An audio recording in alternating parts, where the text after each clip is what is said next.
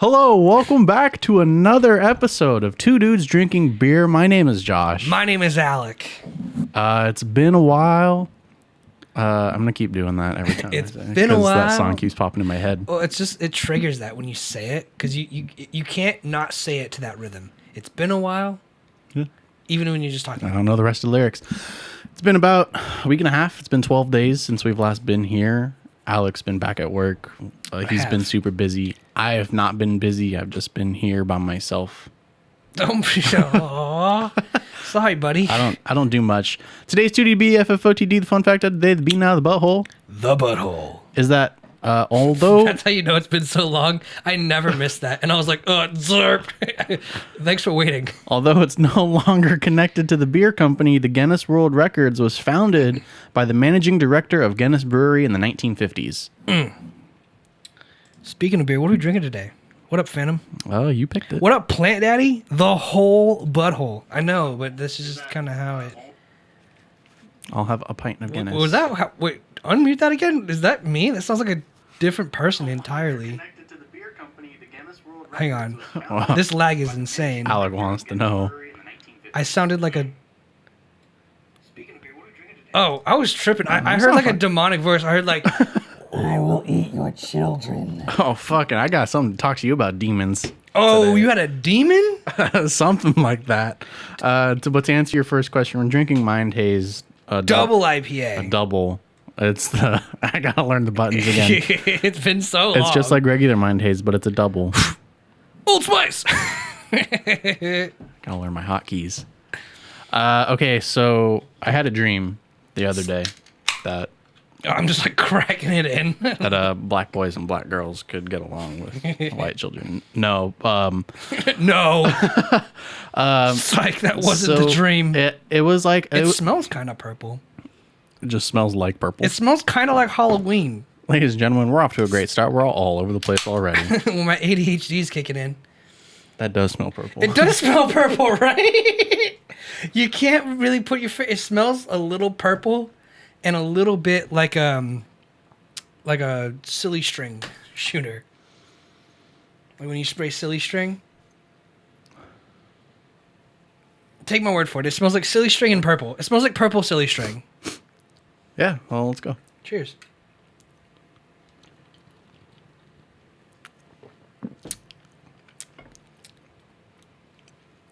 Tastes just like the regular one.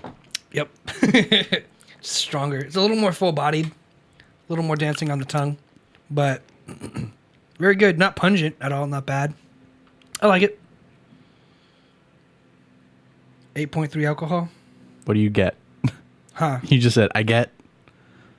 I thought I like it. Oh, okay. I think that's what I said. I heard I get. I don't know. Yeah.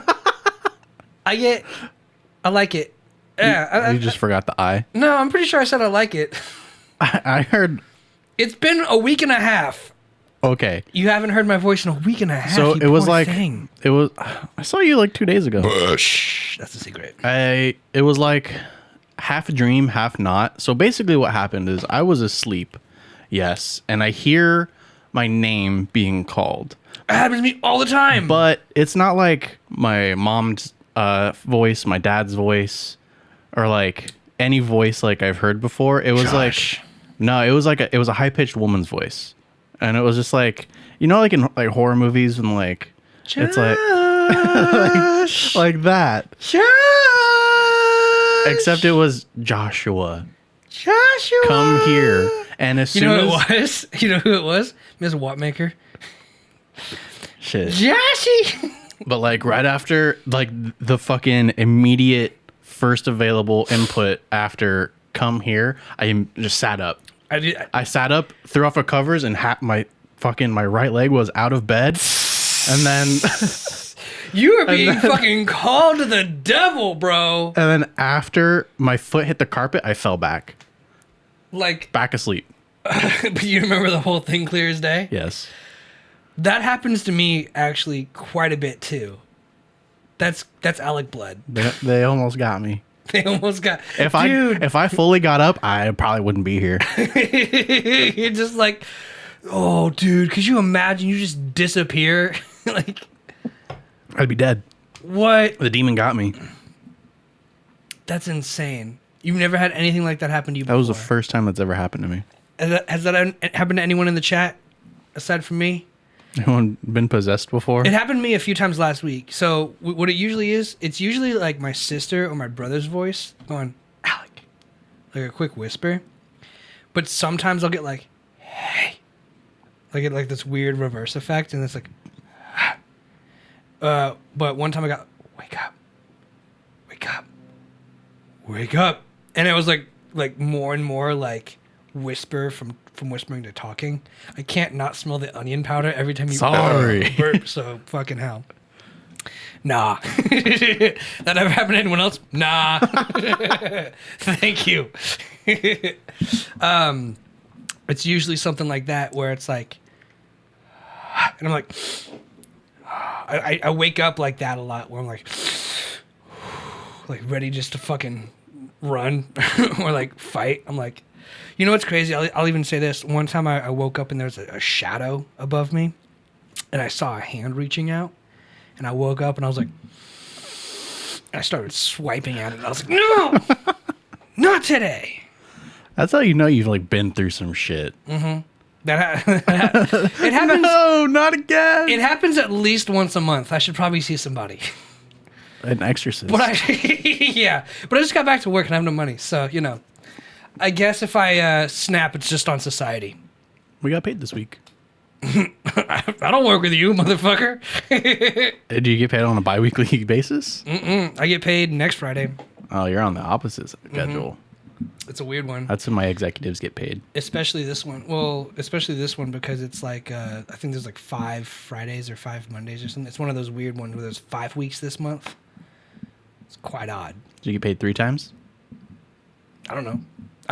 Yeah, I guess, I suppose. I've been paid once already. In July, yeah. We, on the normal schedule, got paid 3 times. Yeah, so the closing schedule for the pay period, I guess, was the 3rd, and the 3rd was my first day of work. And on the 6th, I got paid for that one day of work. It was awesome. And then, so I should probably get about 2 more. Yeah, so this is for sure. I start off on the 3 paycheck period, which is super dope. But I only got the one day of work. I mean, we can literally just look at a calendar and you can determine it from there. No, I like doing the whole mental math thing. So you're going to get paid on the 20th, yeah? This week. So, yeah. So then you'll get paid on the 3rd, the 17th. So only 2 times in September. Yeah. And then the 1st of October. October, you'll get paid 3 times. Cool. Well, it's coming up, and that's good enough for me. Down with that. Remember how I bought... I'm gonna talk about returning to work for a little bit, because I've been gone for so long. But remember how I bought those lockpicking set? The lockpicking set? That you ruined in the same day you opened it? Mm-hmm. Yes. Turns out what I ruined was the lock, not the lockpicking set. Yeah. On the first day of work, on the 3rd... You had to pick a lock? I had to pick 3 locks. Ooh. Picked all of them, bro. I was the hero. I remember, like, distinctly, you're like, are you ever going to use that? And I was like, no, probably not. And then the chef came up, and she was like, hey, just so you know, like, people left some locks on the lockers. Do you have a lock pick? And I was like, I fucking do.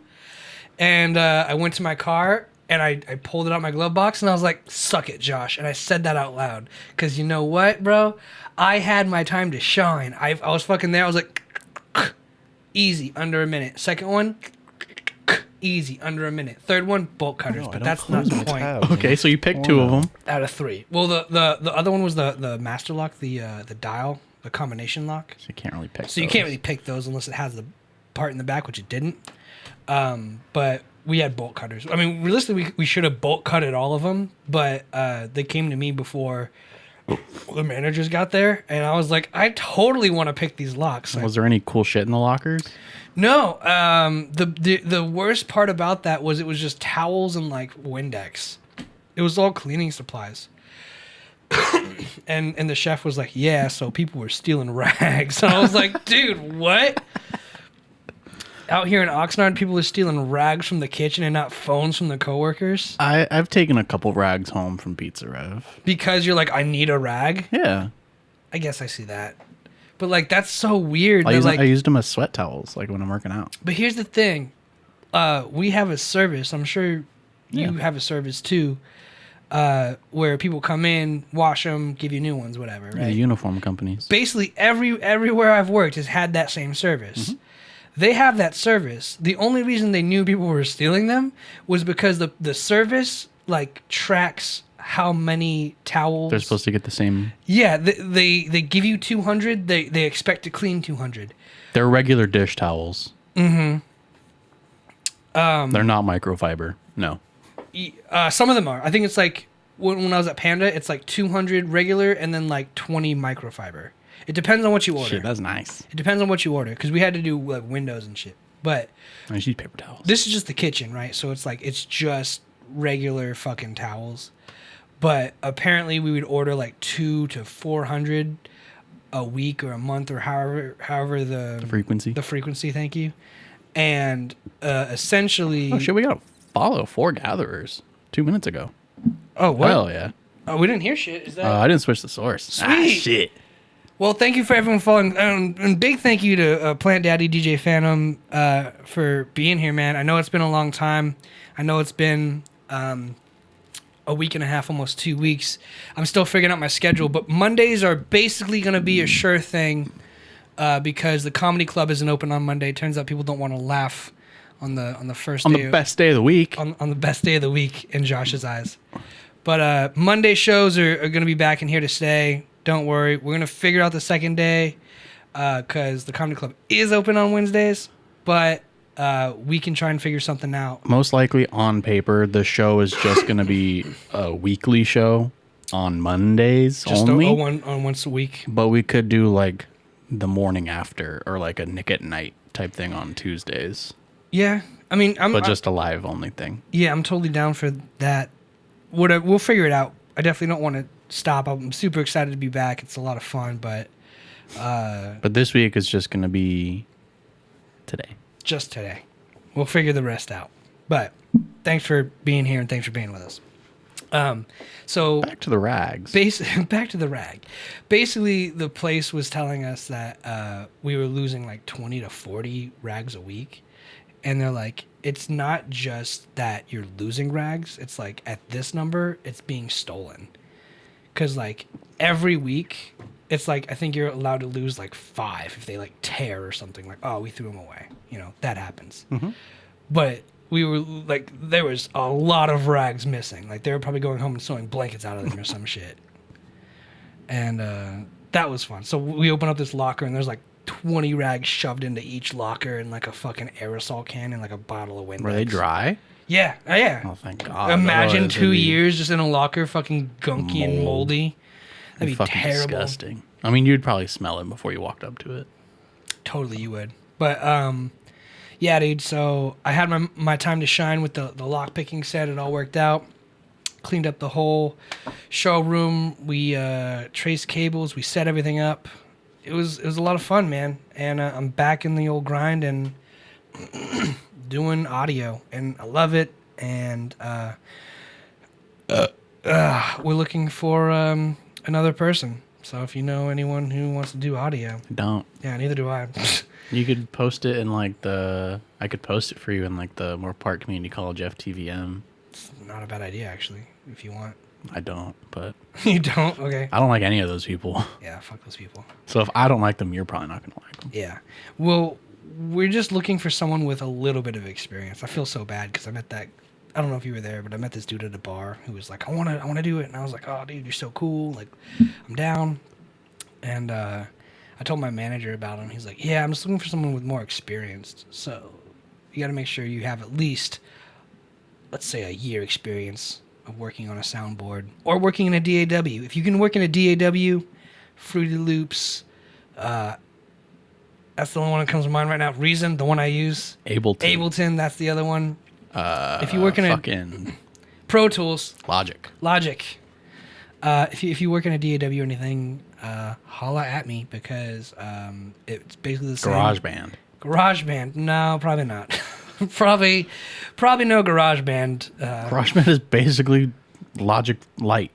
Yeah, exactly. Logic Lite. It's like What is this microphone? Singer EQ. We're doing a little bit more than that now. That's like getting your feet wet. We're throwing you to the fire. That's the thing they said. They want something they can throw into the fire because we're gonna throw you in with a band on a live stage, and you have to run the show. Run the faders. Kind of. Turn the knob. Turn me up. Turn me up. There's no snare in my headphones. How's that sound? Good. I didn't change it. They never do. And that's it. Just back at work. And I'm loving it, man. I'm fucking happy. That's awesome. Yeah. So, how are you? How's work? How's your shit? How's school? School starts next week. I bought my parking pass. It's over there. $200. I know. My roommate goes to Channel Islands too. I found out after living with her for 6 months. I finally asked her what college she went to. Channel Islands. Making moves, I see. She's going slow game. Yeah, I like it. She's actually going for business, like you are. Oh, okay. Yeah. What year is she? Do you know? I think she's a first year or second year. Oh, okay, so I'm a junior, so I'm never gonna see her. Oh, you're better than her. Well, I'm taking upper division courses, and she's still on the hundreds and 200s. I'm on the 300s, 400s. I think she went to Moorpark though first, so I think. Well, I mean, then she's not a first year. Then she's. That's what I thought. I thought you were a first year because it's your first year at that fucking school. It's my third year. Oh, your third year at Channel Islands. No. Do you see the dilemma? The math doesn't work. Your first year implies you're a freshman. Mm-hmm. I'm a junior. This is my last semester. Third year at Channel Islands. Third year in the system. So you went to Westlake for 2 years, and then you went to TO for the senior years. Yeah. Got it. So you're a transfer. You're a weirdo. Yes. Okay. It's my 7th year in the system, but I'm a junior. It's my 3rd year on paper. My 25th year in the prison system.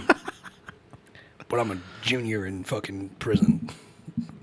I'm a junior in prison. A double sophomore, yes. A double sophomore? I'm just happy I'm almost fucking done. Yeah. Why? Because then I never have to do homework again. You say that, but like you realize when you have an adult job, you're gonna be working at home all the time. I'll have fun with that. You're gonna be like,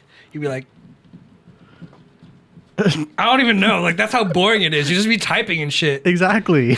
I was like trying to make a joke out of that. Like, no, that's just real. That's just like. And ideally, in the work that I would be doing at Target still. What do you want to do?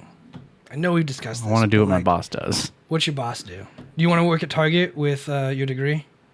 You want to use your degree? That's like option number 1. Yeah. Yeah. You're like, hey, you know how it's stocking shelves? Yeah. Now I want to tell who to stock shelves. Well, see, what my boss does is he tracks inventory and theft trends. That's cool. I can't really get too much into it because of code reasons. Boy Scouts honor, I got you. Yeah, but he looks into he's like the Batman of Target. That's so cool. That's the coolest thing. That's the coolest way you could have phrased it. He's like the protector in the dark.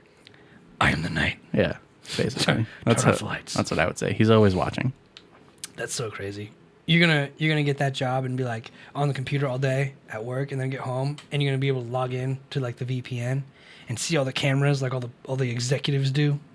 Yeah, that'd be badass. Yeah, you're Robin.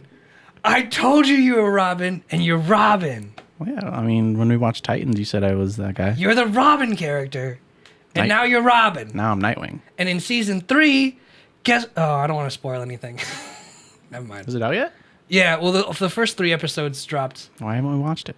Do you want to watch it? I thought you hated it. I liked it. Well, okay, let's watch it. I'll rewatch it. They only have the first 3 episodes.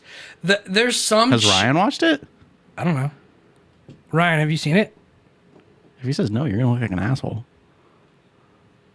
I have not. Yeah, you're a fucking asshole. That was the thing. We're watching it together. Well, I'm down. Shit, DJ, you free tonight? Oops. I don't know how to. Way to go. My bad, dude. Yeah. Which Robin am I then? Am I the Titan? You did Grayson. Okay. Aren't they all? No. No. Isn't that his name? It's not like 007, homie. Isn't that his name? So there's Dick Grayson. There's Jason Todd. There's one other one that Ryan is going to come up with, and then there is Damian Wayne's, which is my favorite. So you're the original Robin, though.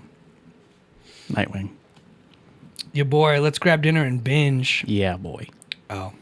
Yeah, boy. Yeah, boy.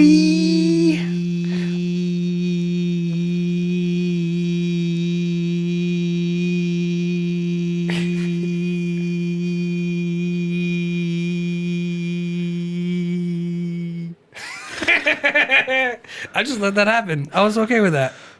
Longest yeah boy ever attempted. It's recorded, so you know it's real. But that's what I would like to do. I like all the back. I keep like they always ask me like him and my undercover. They always ask me like what do you want to do here? Like I want to go home. They're like why are you on the team? Right. Dick Grayson, Jason Todd, Tim Drake is the one I forgot. Stephanie Brown. Stephanie Brown is the first girl Robin. She's actually super dope. And then Damian Wayne. Was Damian Wayne after or before Stephanie? Because I thought Damian Wayne was I thought Damian Wayne and then Stephanie. After. Yeah, cool. Okay.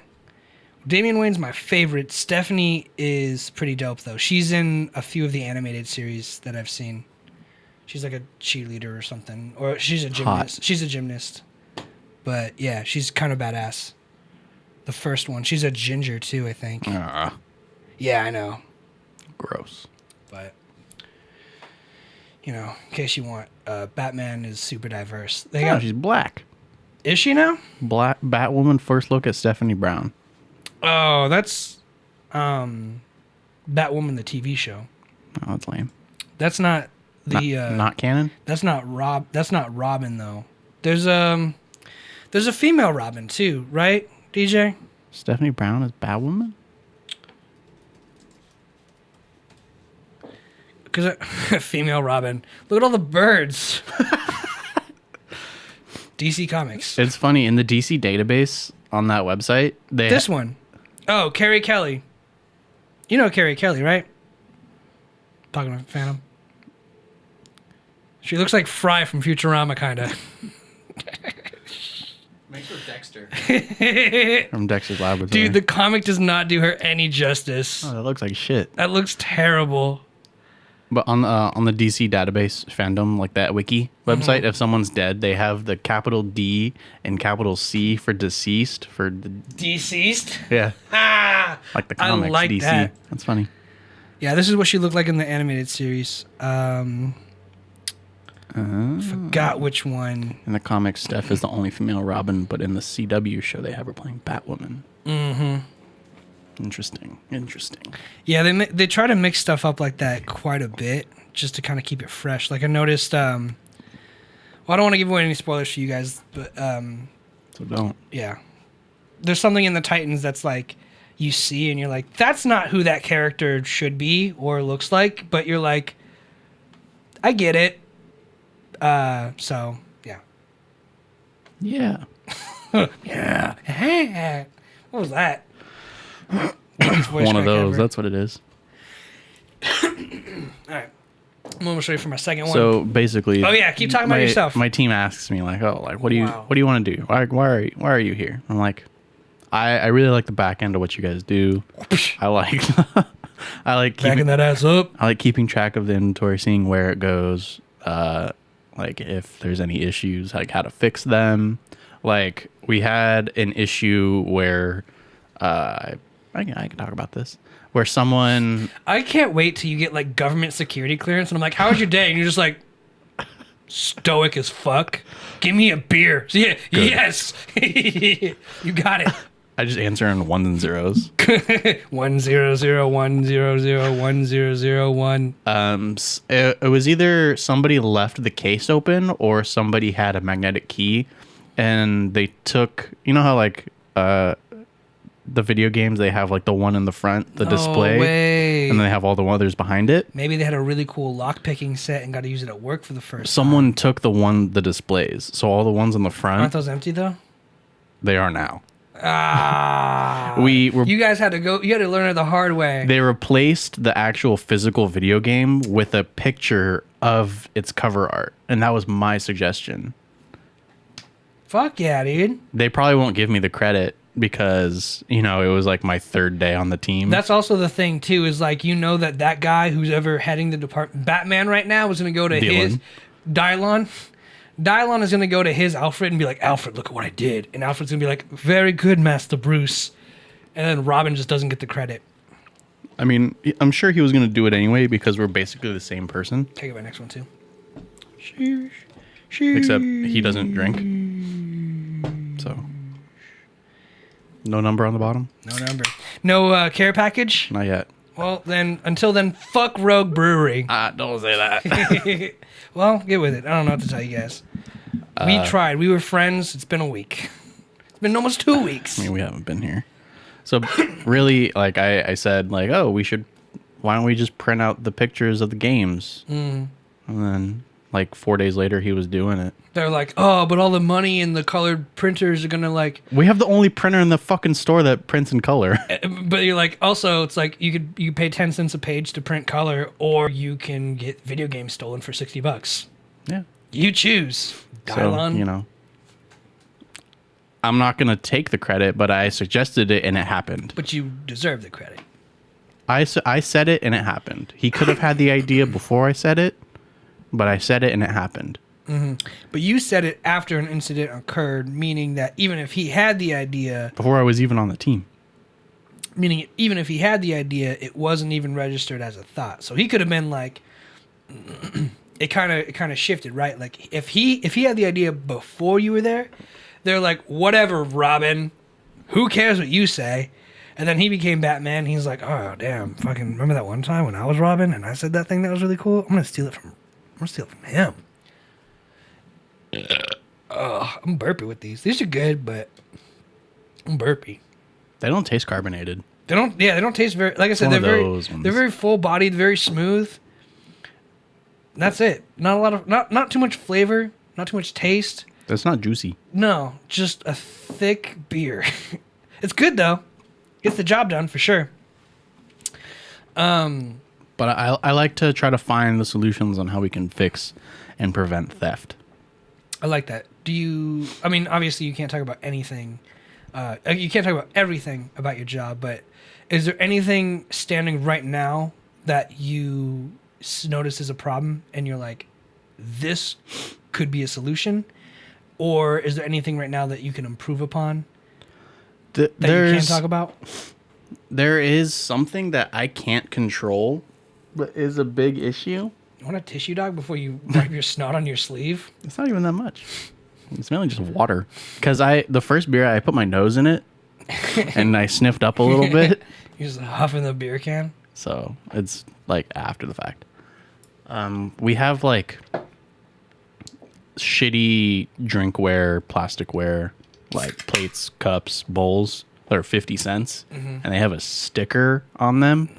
And people often take the sticker off and put it on other shit. So dumb. It's like the memes you see. It's like people at self-checkout scanning my PlayStation 5 as a banana. It's like people actually fucking do that. We're going to catch you. A lot of the times we don't. Because, I mean, we can't... What? I mean, we can't see everything. I need a PS5, homie. And a banana. I need some potassium. You can only buy a PS5 online. Damn. That doesn't surprise me, though. Because it's probably just a lot of theft, huh? I mean, they'd be locked. They'd probably... Keep them in the back? If we kept them in store, they'd only be in the back, locked up on camera. Yeah. But we don't. I don't even know where we keep them when we get them. I don't even know when we get them. There's a lot of shit I don't know. Yeah, they're probably keeping it from you on purpose. You know why? Is like... you ever see that the story about the guy in Best Buy who like gave his friends like $250,000 worth of shit? He like typed it. So there's this guy. I'll look it up, but like he was like working security detail or whatever. He had the password to like override shit, and basically was like, "Oh, you walking out with a TV?" Types in his code. It was stolen. Whatever, dude. And then like they checked the cameras, and it was like a bunch of TVs and Xboxes and like Beats headphones and shit. It ended up being around $250,000 worth of shit. It was him and 4 friends. He was like the mastermind behind it, but like they caught him, and like he got left with all the charges. He's like, it was all my friends. They're like, you're the one mastermind behind it, bro. Like, we know who your friends are, but we want you. Yeah. We're going to make the example out of you. That way no one ever does this again at our stores. And guess what? It worked. Look it up. That's why they make it so anyone who's in asset protections at Target, their numbers don't work on any computer, any POS. I can't do shit. Can't do anything. So when I'm at self-checkout, assisting, helping, and someone's like, like it says, a team member is coming to help you. And they look at me and I'm like, it was $100,000. Still, it's a lot of fucking money. But yeah. It's a lot of merchandise. Because like that's still $100,000 TVs. Yeah. Oh, it said mostly iPhones and laptops. That's 100 phones. That's a lot. That's a lot of shit. Yeah, but if someone's like, "Hey, it needs help," and they look at me, and it's like, "I can't do anything." I'm like, "Why not?" I'm like, I physically cannot. My numbers don't work. People flagged me down. I was walking up and down between the green room and the sound booth, and people would always flag me down. They're like, "Hey," and I always go over to them, and I'm like, in my head, I'm like, that was not very polite, because they just, "Hey," and like trying to get your attention. It worked. Yeah, no, well, I'm not gonna ignore someone like apparently all the waiters do, but they're like, "Hey," and I walk over. I'm like, "How can I help you?" And they're like, "I need a beer and a paper menu." And I was like, "I'll get you someone who can help with that." And they're like, "You can't do it?" I'm like, "No, I don't work here." I don't work here. You're wearing the shirt. It's merchandise. I would just say it's not my job. That's kind of shitty, though. That's what I say. Yeah. People ask me on the floor all the time when I'm doing my walks, and they're like, "Do you have this in stock?" And I'm like, "Look for someone in red." I'm like, I turn around and like, look for someone in red.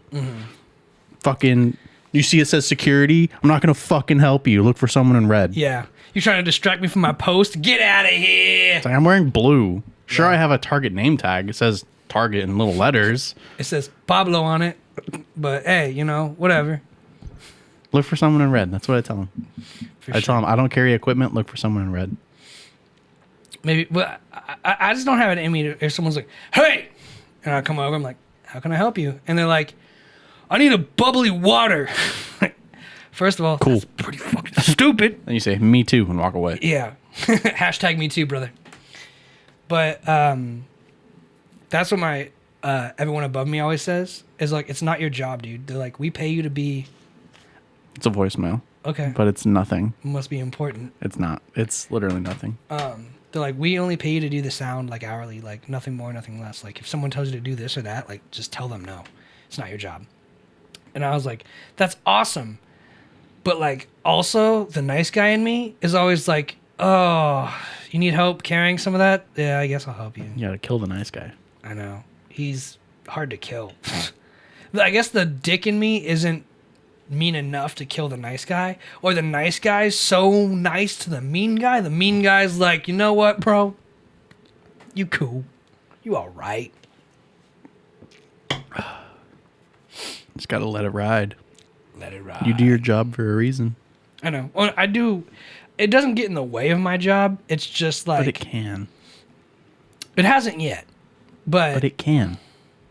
If it was in the way of my job, I would immediately shut that person. Like, I was doing an announcement and someone came into the booth and I was like, in the middle of it, and I was like, that's not very nice. But at the same time, it's like, bro, no one but me is allowed back here.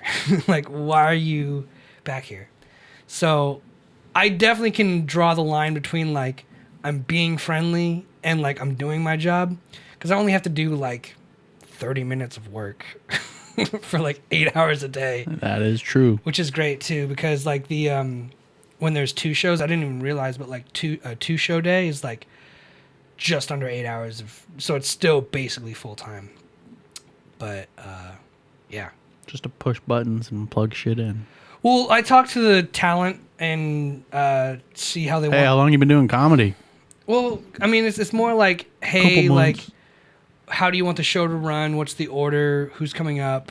What do you guys expect? You know, kind of things. Like the comic we just worked with, Felipe Esparza. He was a super cool dude, super funny.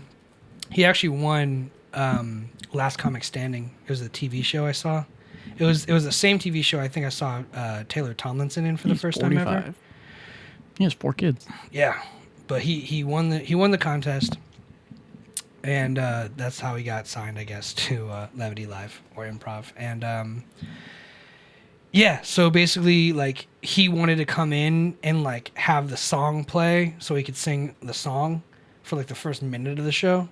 And the thing I fucked up on, I think I told you, was like he got on stage and in the manuscript that they give you, they're like, as soon as their hand touches the mic, fade out the music. So on the first day, I didn't know he was doing that. I'm playing the music, he touches the mic, and I fade it out. He's like, come on, fucking DJ, turn it up. And I was like, ooh, sorry, my bad. So that's why it's important to do my job, which I didn't that day because the GMs and everybody was like, hey, I'm going to go talk to him and then tell you what to do. And like, just start the show at 7 because that's when it was slated. And then we started at 7 and he didn't tell me any of the extra details or those nuances that like the comics like sometimes comics will come up to like a country song and they're like notoriously like known for like being a gang member, you know? So they're like, yeah, you didn't expect, like, it's sometimes, you know, things you want to figure out and talk about before the show starts. The semantics. But like shit like that, and it's super important. And I've never been like on my way to talk to an artist and then someone be like, I need French fries, and I'm like, like, your fries can wait. Like, I definitely know where and when to draw the line, but it's nice to just have everyone above me be like, hey, just so you know, there's only one person who can tell you what to do, and he's never here. So tell everyone else to shove it. And I was like, you got it. Yeah, I've been told that if we're ever observing someone or like actively going to the floor to tell someone, or just like if we're ever like deployed out, and if someone asks you anything, fucking ignore them. Like that's my strict instruction. The job. Yeah. And so like if I'm ever just walking down, and it's happened where like someone was approaching the front and I'm at the doors and someone asks me for something. They asked me for a fucking one of those mobile carts, the electric carts. And I'm like, no. And I was like, can you help them? Like, I grabbed someone else like super quick and I was like, hey, can you get this for them? You got a walkie? Of course you have a walkie, but is it connected to? Yeah, I'm guessing you have one for security, one for regular store people. Yeah. That's cool. Our walkies have 3 extra channels on them. No way. Yeah. That's so cool. That's dope. But shit pisses me off like that because, like, as an audio tech, I know wireless microphones.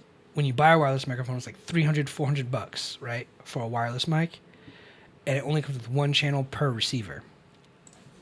I know you're gonna pull up one that has 2 to 4. Those are. Oh, I'm looking at the walkie-talkies. Oh, but the wireless receivers on wireless microphones use radio frequency, so it's the same technology as a walkie-talkie, but they only allow 1 channel per mic. And I think that's bullshit because it's like, dude, I know we have the technology, and I know it wouldn't cost another $100 per channel. You know? Aren't there some that operate off of like certain frequencies? Like you tune it to like fucking 45. Yeah, it's radio. Essentially, it's radio frequency. It's the same thing as a walkie-talkie. That's all radio. It's all radio frequency, RF. Gotcha. It's the same technology. It's been around since the 40s. It's super cheap. It's like, you know how your speakers have 1/4-inch and analog cables? Analog is the cheapest form of output. And it's just super cheap. Like, if you buy something for under $100, it'll probably only have analog outs or analog ins. RF, radio technology, is that cheap and that primitive. And a microphone, a Shure SM58, is only $100. But you add the RF technology and they tack $300 onto it. It's bullshit. So on my screen here, I'm showing Alec our walkie-talkies. Those are nice ones. Those are the same ones we have, actually. These are only 1 channel. This specific one is only 1 channel, but it's like it's the same model. That's the and ones style. all the managers use at the club. So these are only this one's only one channel. Our regular ones are 3 channels. But that's the And thing. then ours are 6, and these are fucking $200. But those are secure channels. Ours are region locked. Yeah. The thing with a wireless microphone is like sometimes you have a second wireless microphone, but you have one receiver. You can have 1 to 2 secure channels. It's not that the technology of securing the channel isn't hard. It's localized, like you said. It's just saying, hey, this is the only frequency. This is the only device, and once it makes that connection, it's done. I could program another microphone to lock into that connection, but it only has that one receiver.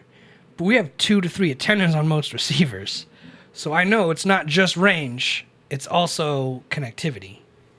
And I'm sure they can host. Most wireless gear will go up to 400 feet, which is really far. I could go over to Panda and still hear stuff on the walkie. Yeah, no, like radio. It's fucking funny. Radio goes a long way, especially something that small. Now imagine a device this big with 3 antennas, essentially a Wi-Fi router, but it's using radio, which goes way further than Wi-Fi. You can hear it from, you could pick it up from Denny's, maybe even further. You know what I'm saying? Like, oh yeah, radio is what cops use. You know what I'm saying? Like, the reason people use radio is because it can go so far and because it is so cheap. You know? Yeah. I don't know. Just when you think about stuff like that and you realize how cheap and how much sense it makes to use, you're like, why isn't it used more?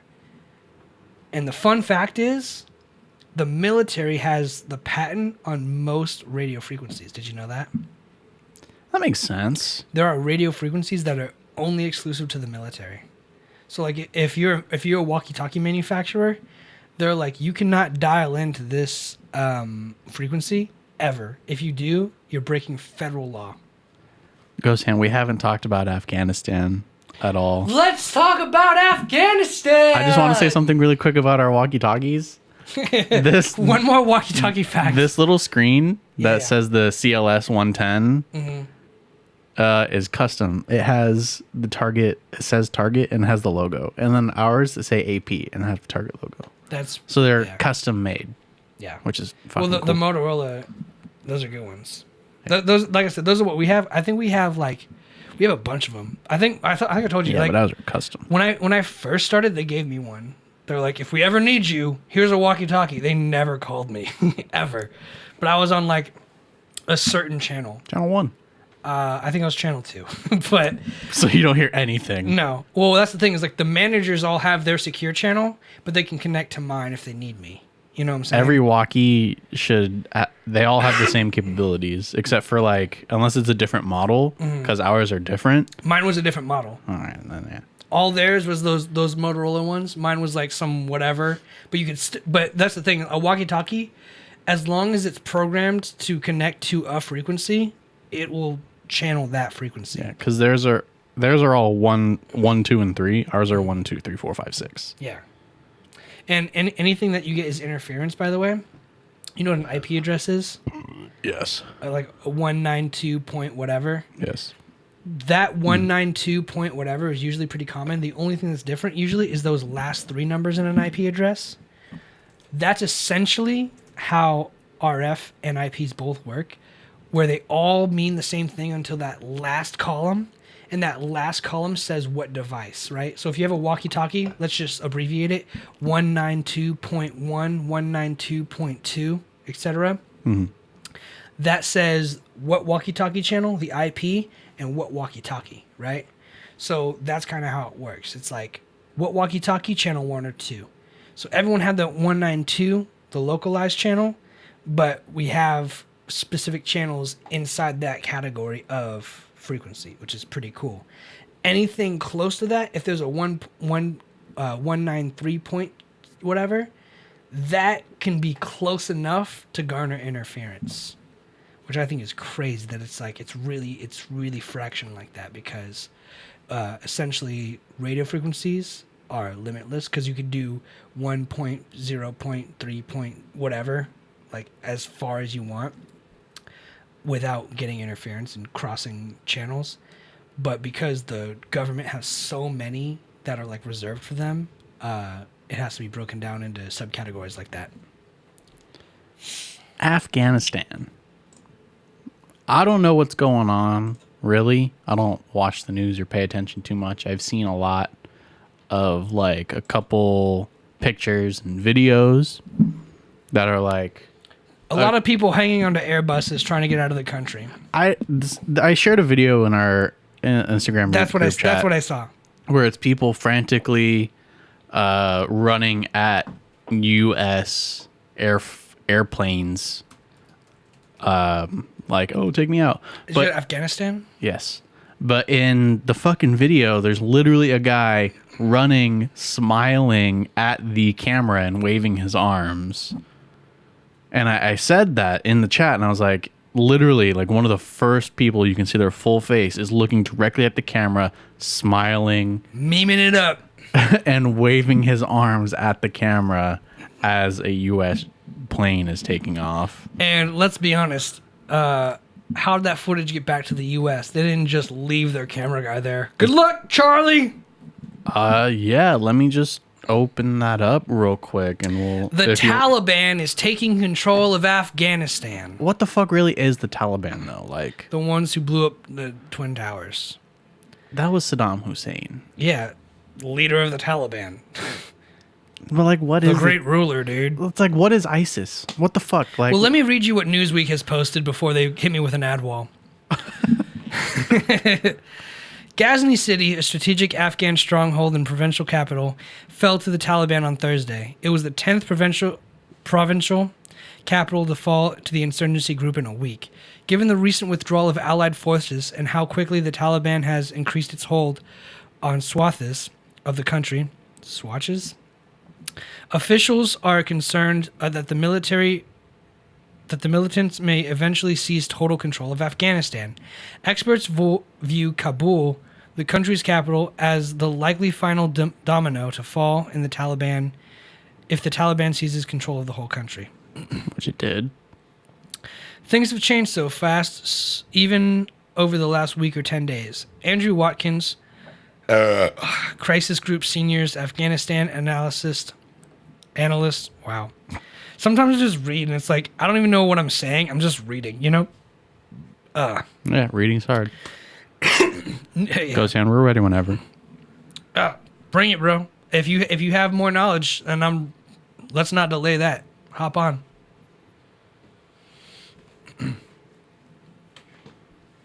Yeah, because I... Hello. Hey, hello. How are you guys doing? How are you? Doing good. Doing fine. A little rough weekend, but fine for the most part. So I'm gonna give you guys a little rundown of what have been happening, because I actually been consuming most of the recent events through memes. So I am most qualified to actually talk about it. Sure. But here's the thing. Here's the thing. No, seriously. Here's the thing. A few months ago, 6 months ago,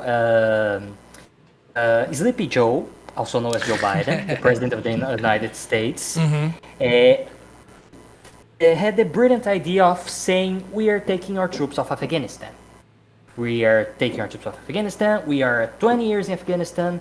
We literally nothing changed, which is true.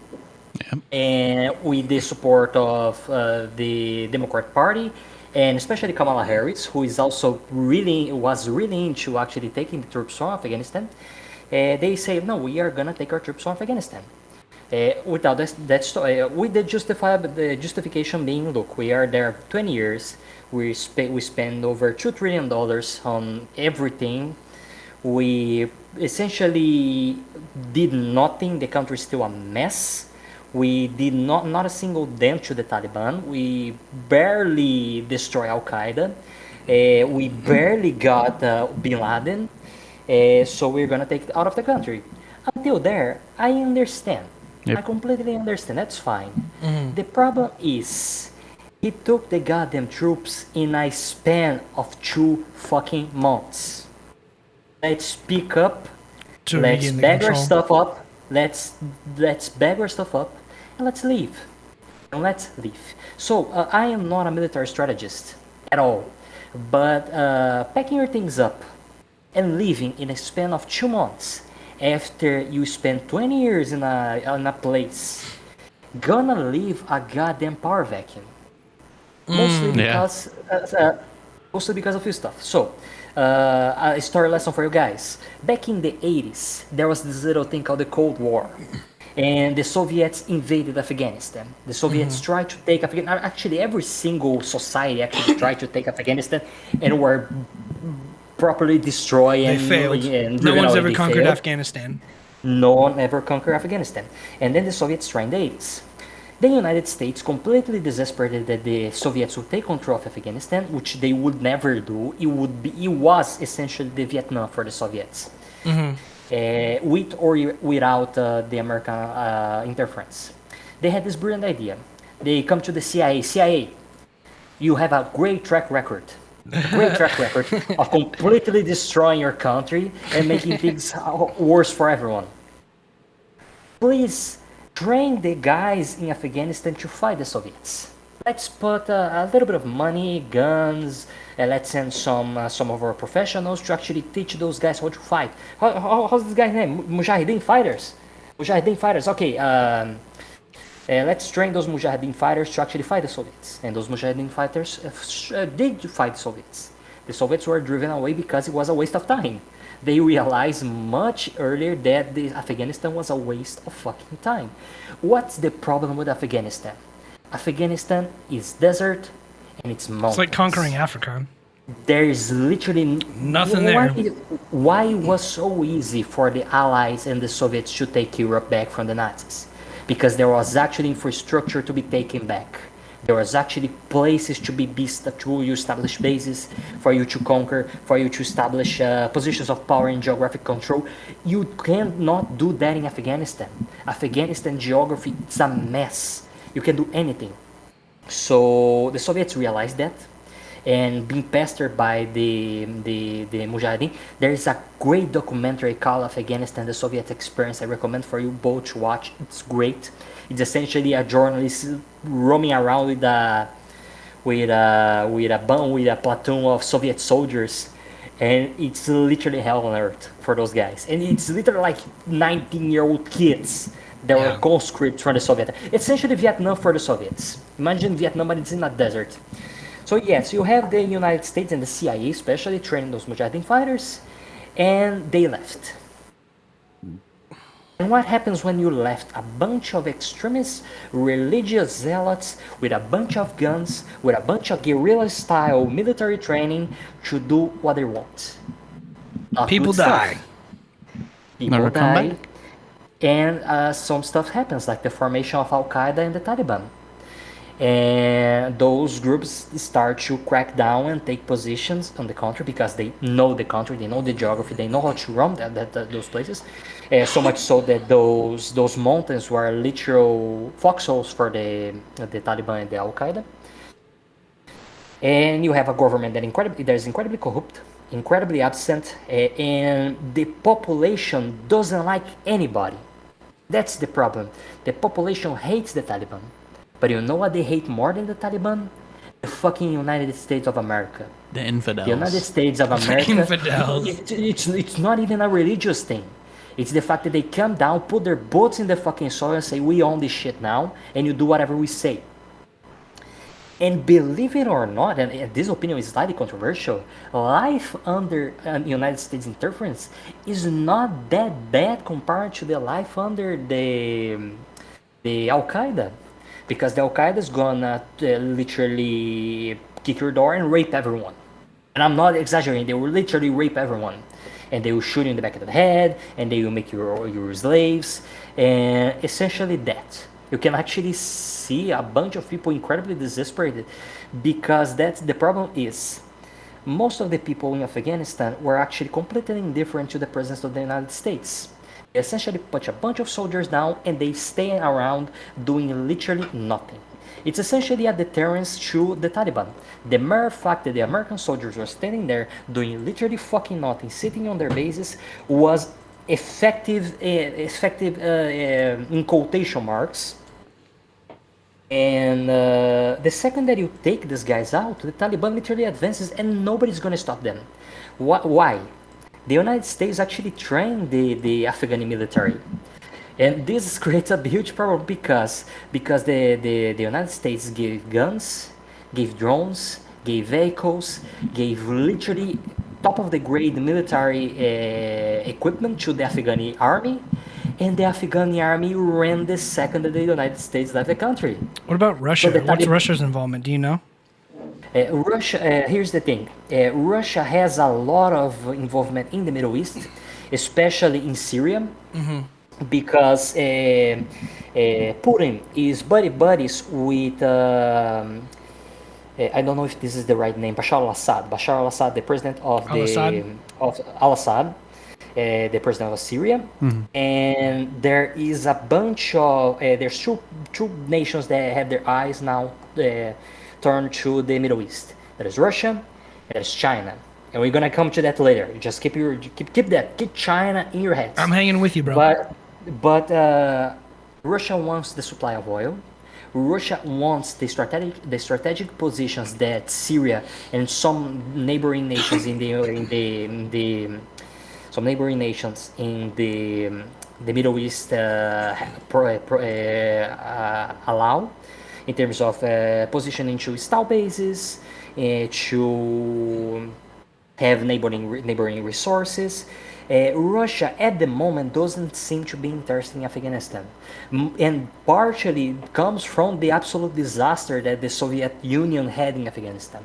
They actually don't see much use in actually trying. What they're gonna try to do, and is what China is doing this exactly same moment, is trying to create economical strengthen their economical relationship with Afghanistan. China is gonna, you quote me on that, is gonna start building infrastructure of Afghanistan, pipelines, buildings relegated to resource extraction, roadways, highways, housing. The Chinese are gonna start to strengthen their diplomatic and their economic ropes, their bindings with Afghanistan. Why? Because you have the United States. They stay 12 years there. They literally put their troops there. They occupy the country. They did whatever they want there. They mess around for 20 years, did essentially nothing. There's a lot of anti-American sentiment in Afghanistan. There's a lot of anti-West sentiment in Afghanistan. And you're now gonna have China taking advantage of that. China is gonna do the same thing that they are doing with Africa, that they are doing with Australia, and they're gonna start buying spaces. They're gonna start building infrastructure. They're gonna strengthen their diplomatic ties with this country, and they are gonna start doing the same with the neighboring countries. If United States stops completely, take the boot of the Middle East completely, China is gonna start doing this, and the only people that are gonna be essentially the hand of the United States in the Middle East is going to be Israel. And Israel is going to be completely alone, surrounded by neighboring countries that hate them and want to nuke them out of the existence. And this creates a huge problem because these countries never had stable governments in terms of diplomatic elected Western style democracies. They always have a very foot on the mob rule, so to speak. Especially Afghanistan. Afghanistan is a very different case from most of the Middle East. Countries like Egypt, like Tunisia, like Algeria, like including some countries from North Africa here that have some similar elements from Middle East, like Syria up until 10 years ago had some sense of stability. The countries that are really fucked are Iraq because of the Gulf War and the continuous interference from the United States. Afghanistan, due to 20 years in messing around and doing literally nothing. Essentially, those two countries are the ones that are most destabilized due to Western influence. So what happens now? What's gonna happen now? So the United States took a lot of troops from there. Biden already said we're gonna send troops. We're gonna send those guys there, and they're gonna keep peace. And what he wants really to, what he really meant with it was, I have literally no idea what am I doing. I need this desperate to actually change the public opinion regarding that because this is a fucking disaster. This is a disaster on the level of the file Saigon. You have pictures taken from the U.S. Embassy in Kabul. They are exactly the same of the extraction days, the evacuation days of the U.S. Embassy on Saigon in Vietnam. It's exactly the same situation, and the problem is the United States will not want to put their foot there again. They will send token military to actually give a small impression that they are doing something. They are gonna take literally everyone that has some value for them, for the country, and now they're gonna do what they should have done before. They're gonna send 1,000 guys.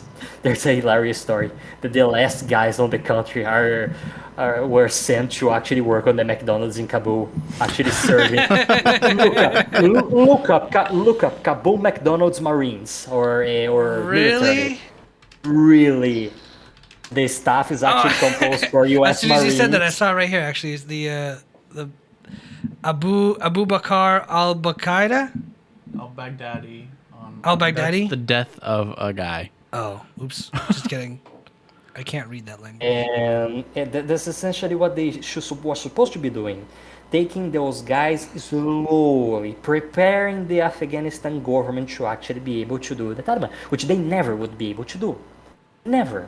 Because the Afghan government is incredibly corrupt, is incredibly disorganized, and they are not fanatically motivated zealots like the Taliban are.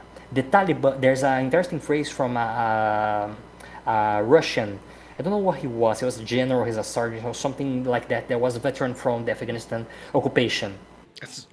It was, how do you fight an enemy that looks up a barrel of a gun and see paradise? Though there's actually a number, I think the United States have like 5 to 10,000 Afghani Taliban deaths for every single American that they kill. They just keep coming. They just keep coming. And they will just keep coming. That's the problem. The Taliban will just keep running to machine gun fire until the enemy runs out of ammo. You will literally throw themselves to death because they're fanatic zealots. And not only that, but the fact that the majority of the population and the Afghani military is completely indifferent to everything.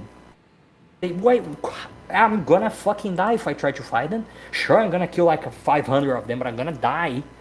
I don't wanna fucking die, so I'm gonna just let things happen. So, and now a lot of people are super scared because even the people that didn't collaborate directly with the United States, the Taliban are gonna consider those guys as traitors and they're gonna kill them. A majority of those guys are those guys in Kabul are actually desperately trying to take off the country because they know they're fucked the second that the Taliban comes to them because they are gonna be considered conspirators. They're gonna be considered guys that work with the United States government. Enemies of the state. Which may or may not be true. They may be just guys that were there and they didn't do nothing. The Red Scare. They didn't. It's the Muslim scare. The brown scare. Essentially that. So that's the thing. That's essentially a quick rundown of the whole situation. As of now, what's gonna happen? The United States is gonna desperately try to save face from this disaster. They are gonna try to keep a small token military in the country that's gonna do nothing. Essentially, they may just put a small fort in Kabul and just stay inside and do nothing. I don't even know if they're gonna do. I really don't know what Biden has in mind when they say I'm gonna send 1,000 men to Afghanistan. What the fuck they're gonna do? You want me to tell you what I'm looking at right now is I'm back on Wikipedia, and you know how I said I always say we have 5 ongoing wars in the United States. You love that figure. I love that figure because it's true and no one ever thinks about it. Now there's only 4, and the war, the exact war we're talking about, the war in Afghanistan, the one that if we looked at 2 days ago would have said that it's still ongoing, is literally already updated in Wikipedia as a Taliban victory. Yeah, the U.S. ran. The U.S. ran away, and I'm gonna read the last few bullet points. It's Vietnam all over again. It's Vietnam all over again. It is. And I'm going to read these last few bullet points. There's like 5 of them I want to read. Just kind of show how quickly everything happened, right? The Doha Agreement in 2020, signed February 29th. Renewed Taliban offensive in 2021. Taliban forces capture Kabul, August 15th, 2021, literally yesterday. Afghan government surrenders power to the Taliban. This is all yesterday. President Ashraf He fucking left. Flees to Tajikistan. He's out of the country. He fled. He was out of the country 2 days ago. And on August 16th, today, 2021, U.S. diplomats and U.S. military abscond, which means left hurriedly. So basically, today was the official day of a U.S. defeat in Afghanistan. Rest in peace. The thing I don't understand the most is that I think any economist or any person who understands any sort of numbers and logic is that how a country like the United States that spends trillions and billions of dollars on their military can't figure out shit in a country whose GDP per capita is $580. I'm gonna explain to you why. $580 on average per person is brought in to the country. A year. There is actually a very, very simple explanation for that. And we don't fuck with Russia. I'm gonna explain the Afghanistan war to you. I'm gonna explain the entirety of the Middle East to you in 3 words: military, industrial, complex. I like it. It's true. I've never looked up what that meant, though. What do I mean with this? These 2 trillions that the United States That's target practice, bro, at that point. Sorry, I was looking at the figure Josh pulled up. The U.S. GDP per capita is $65,000. And it's rising. What do I mean with this? The United States, on the course of 20 years, spent $2 trillion on the Afghanistan war. How much do you think they made off of it? That's what I'm gonna say. Imagine how much fucking money military contractors, gun manufacturers, bullet and ammunition manufacturers, plane manufacturing, missile manufacturing, every single aspect that is associated with military organization and functioning and working conditions. It's by that, in the United States.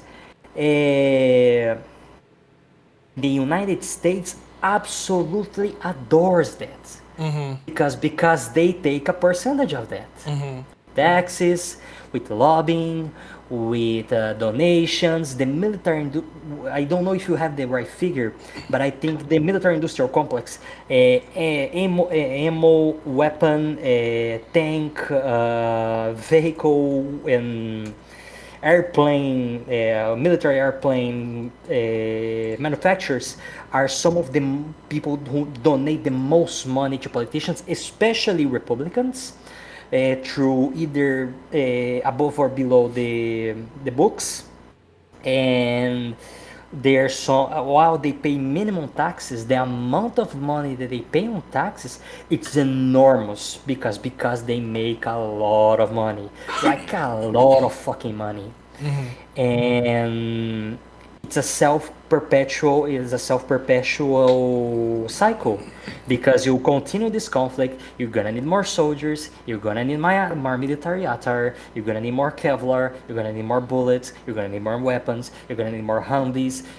The problem with one of the things that is interesting to know, while the United States barely has any loss in terms of lives, the amount of equipment that is destroyed in Afghanistan, not only due to the fucking Taliban raids, but to the fucking weather.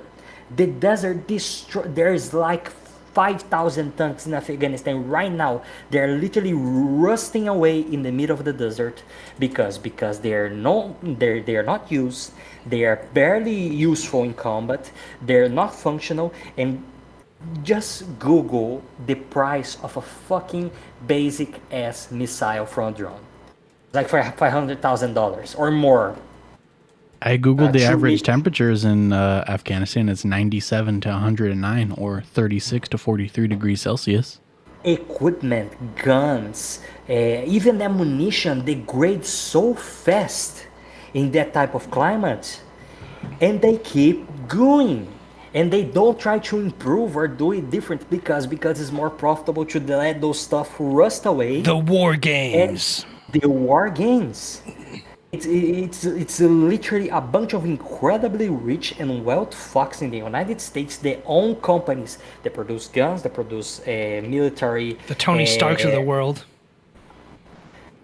The first like 20 minutes, the first 20 minutes of Iron Man 1 is literally the explanation of why the Middle East is the way that it is. That's what I'm saying. It's literally that. And it's gonna continue. Not now in Afghanistan, but in other places. The United States is gonna 100% find other spaces to continue the military industrial process. It's gonna continue in Iraq. It's gonna continue in Syria. It's gonna continue. The future now, it's not more direct occupation. It's gonna what these guys are gonna do. They're not gonna do direct funding or direct providing governments. It's gonna be just PMCs fighting each other. And in the next 20 years, we're going to see a rise of private military contractors. They already exist. They're already acting in Africa, in Southeast Asia, in Middle East. And they're going to be proxy wars backed by governments between PMCs. Put me on that. 20 years in the future, it's going to be just PMC wars. Which is already happening. Just search the military-industrial complex funding PMCs. Let me ask you. Go ahead. Please do. What? Let's keep the idea of the war games on the table, because I think that me speaking is, I think this is all. Where's the money going? What's the purpose? What's the motivation? I would like to know, why do you think? Do you think the U.S. withdrew because it had other obligations, or do you think it just wasn't making enough money? What do you think the bottom line is for this result? The bottom line is three things mostly, but two things actually, but mostly two things. First, it's the continual pressure that exists from the United States to stop interfering in the Middle East. Although a majority of people don't seem to realize that taking literally every single one of your troops from a country at the same time is the worst idea possible. So there's been media pressure since this goddamn war started to stop interfering foreign nations. United States, please stop being the big mini imperialist asshole that you do, controlling and toppling governments and doing all that stuff, which is fair, which is completely fair. They fucked up a lot. They fucked up that in the 80s. Actually, everything was fucked back in World War I when the borders for the Middle East were drawn in a terrible way. But as of now, the reasoning behind of it, it's not that unreasonable to want the United States to not keep interfering in foreign nations. But they're doing the worst way possible. Why is that? The second reason. Because Biden wants to have something to his name. And because he's trying to distance himself. He's filling out his resume. Filling out his resume and trying to distance himself from Trump. Trump to distinguish himself. You mean, right? Distinguish himself. He is trying to pull off Obama. He's trying to pull out. Although Obama did things much more graciously than he's doing right now. He actually went there, he thought, okay, things are not the way they're supposed to be. We're gonna take our troops, we're not gonna do every single thing in a single swoop. We're actually gonna, let's try and actually do things in a professional way. And they didn't do that. Biden didn't do that because Biden wanted desperately fast results. I want to be the guy that took the United States off the fucking Middle East. I am no longer the evil imperialistic nation interfering in foreign nations. That's one thing. That's my perspective. That's my perspective as a completely dumb idiot that doesn't have any idea how things work. You're not dumb. You're not dumb, bro. I love hearing you talk because you're so smart. I think Plant Daddy says it the best. I love that you talk in like a master's final paper format. Like you talk in MLA format, and I love it. Like I don't even mean that in like a mean way, dude. Like you are so smart. I love listening to you talk. It's always a pleasure to have you on and have you talking. I have just 2 questions for you, and I want you to talk as much as you want and then kind of fill me in on that because you just kind of answered my last question. The one thing I just told Josh, I was saying, do you think it's propaganda? Because it also seems like when we look at the more footage, we also think that it might be propaganda. I think it might be propaganda because people are smiling and waving us out. I'll put the video that Ghost Hand sent us on screen. There's one thing I have an issue with. I watched the video. I know. And this guy right here. It's this guy. This fucking guy is looks looking happy at the camera, smiling and waving his arms. Maybe he's happy we're leaving. Like he's having a good time. Now I have two interjections regarding. Sure. Please just speak. Please. I have 2 interjections regarding that. We are interrupting each other. Who speaks first? You get go. You absolutely I don't know what's going on right now. That was my first question. That was my first question. I've got another question after you answer this one. I have 2 possibilities. The 2 are gonna dabble on conspiracy theory, but don't quote me on that. Let's go. I read some stuff online about it, and there's 2 things that's there are possibility. One, the guy is just trying to call attention to himself. Guy is just in a no malicious way trying to say, hey, we're kind of fucked right here. Can you guys please help us, please? Maybe he was crying and it looked like he was smiling. And second, there are some CIA plants there. Or CIA plants, or some government plants there. Trying to not diffuse, but make it look a certain way. There's a pull up, if you can do, please. Pull the image of the Taliban in the governmental office. There's something that is interesting to point out. I never saw a terrorist group, a Middle Eastern zealot, religious fanatic group, with such good trigger discipline. Look at their fingers. Oh, because they have them down. Look at their posture. Doesn't seem. You're right. Those are American trained. Those people are fucking trained in America. Doesn't seem strangely professional. Like those guys are the way they are porting, they're behaving themselves. That is a really good eye, man. Holy shit! That's how we train American troops. That's a really good eye. Holy shit. There's something. Dude, this motherfucker's a CIA, dude. Trigger discipline. I don't know, baby. I don't. You're right, dude. I never saw those guys. That's how they're trained. Shit. I actually dabble a little bit on. I dabble a little bit on time to time on those live leak footages of people of these groups literally. That's real. Now look up. No. Look up U.S. troops in anywhere. At least 21st century, and that's how they're trained to hold their weapons. Either those guys were trained by someone, and that's where the conspiracy theory. But that's how they hold it down like that with the finger out. That gets really interesting. I was taught to hold a gun, bro, when I was 9. What if some? That's when the conspiracy theory gets crazier. What if someone else besides the United States is training those guys? Or they actually pick up those guys specifically because of that? Maybe there's a lot of U.S. allies who probably have a hand in it. They could have defected. Know, man. That's kind of fishy. That's a little fishy for me. Also, part of like our whole occupation there was. I know it's not a secret. part of like our whole occupation there was to like raise up the Afghani forces to idealize them for democracy. and for them to be able to defend themselves. They didn't, though. So if some of them defected, they could be like those people. Yeah. Maybe the entire time we were training the Afghanistan spies, and now they're just really good at combat and have good trigger control. My second question that I wanted to ask you was you spoke on China being on Australia earlier. I wanted to know what is going on in Australia and what China is doing.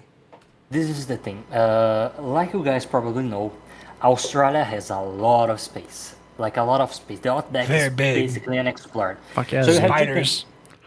You have two things there. You have on the Spiders, most on the spiders. outback, on the not on the extreme outback, but in the regions around the outback, you have a lot of farmland. Like a lot of farmland. Like those 500 kilometers farms, stuff like that. Yep. And you have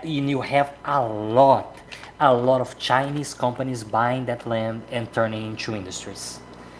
Stuff like oil, stuff like manufacturing. Just if you want to have a good read, just Google China investments in Australia, You got it. and you're gonna see a lot. Australia! Australia, They- cunt. They actually do something similar in California, actually, for you guys. Ah, shit. They buy property. They Is that why I can't leave afford a the- goddamn apartment? They actually buy a lot of property and leave and leave the property abandoned. Bro! Oh, they come sorry. here- You're right. Go ahead. Sorry. I'm so sorry. they are doing the same thing. They go there, they buy property, and they leave back to China and then do literally nothing, and the place stay abandoned. That in the case of California. In the case of Australia, there's a lot. Not only there's governmental investment there, because every single company actually has a hand of the CCP on them, a strong hand of the CCP.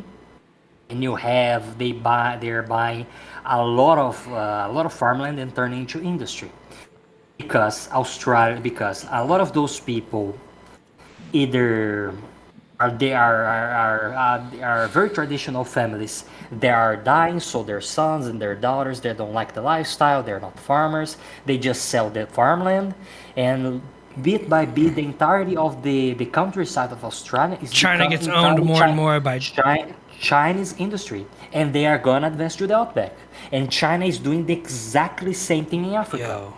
They buy property and they could put industry there, and they get buddies with their governments. They're like, we're gonna build infrastructure, we're gonna establish. That's what the fucking American factory was, bro. They're There's a encroaching on very- American soil now. There is a documentary. If you guys wanna have a good laugh, Chinese propaganda, watch Empire of Dust. It's literally a Chinese. Oh yeah, that's the one I du- wanted to see already. I wrote that down. It's a Chinese dude going to Chinese owned Chinese plants in Africa and literally shitting on Africans for like an hour and a half, like going all the way racist on it, like saying, "Hey, you guys didn't learn nothing from your conquerors. Why aren't you guys more like them?" Like going full hard racism on them. Chinese people can be And- very direct like that. Yeah. And Yeah. they're doing the I exact don't even same think they know thing. it's racist. They are gonna be doing exactly the same thing. They'll just be like, "Why are you stupid?" And What? in what? Sorry. In what? I'm gonna. In one. Go ahead. Let Go me ahead. fucking Go ahead. finish. God Go damn ahead. it. Go ahead. Go ahead.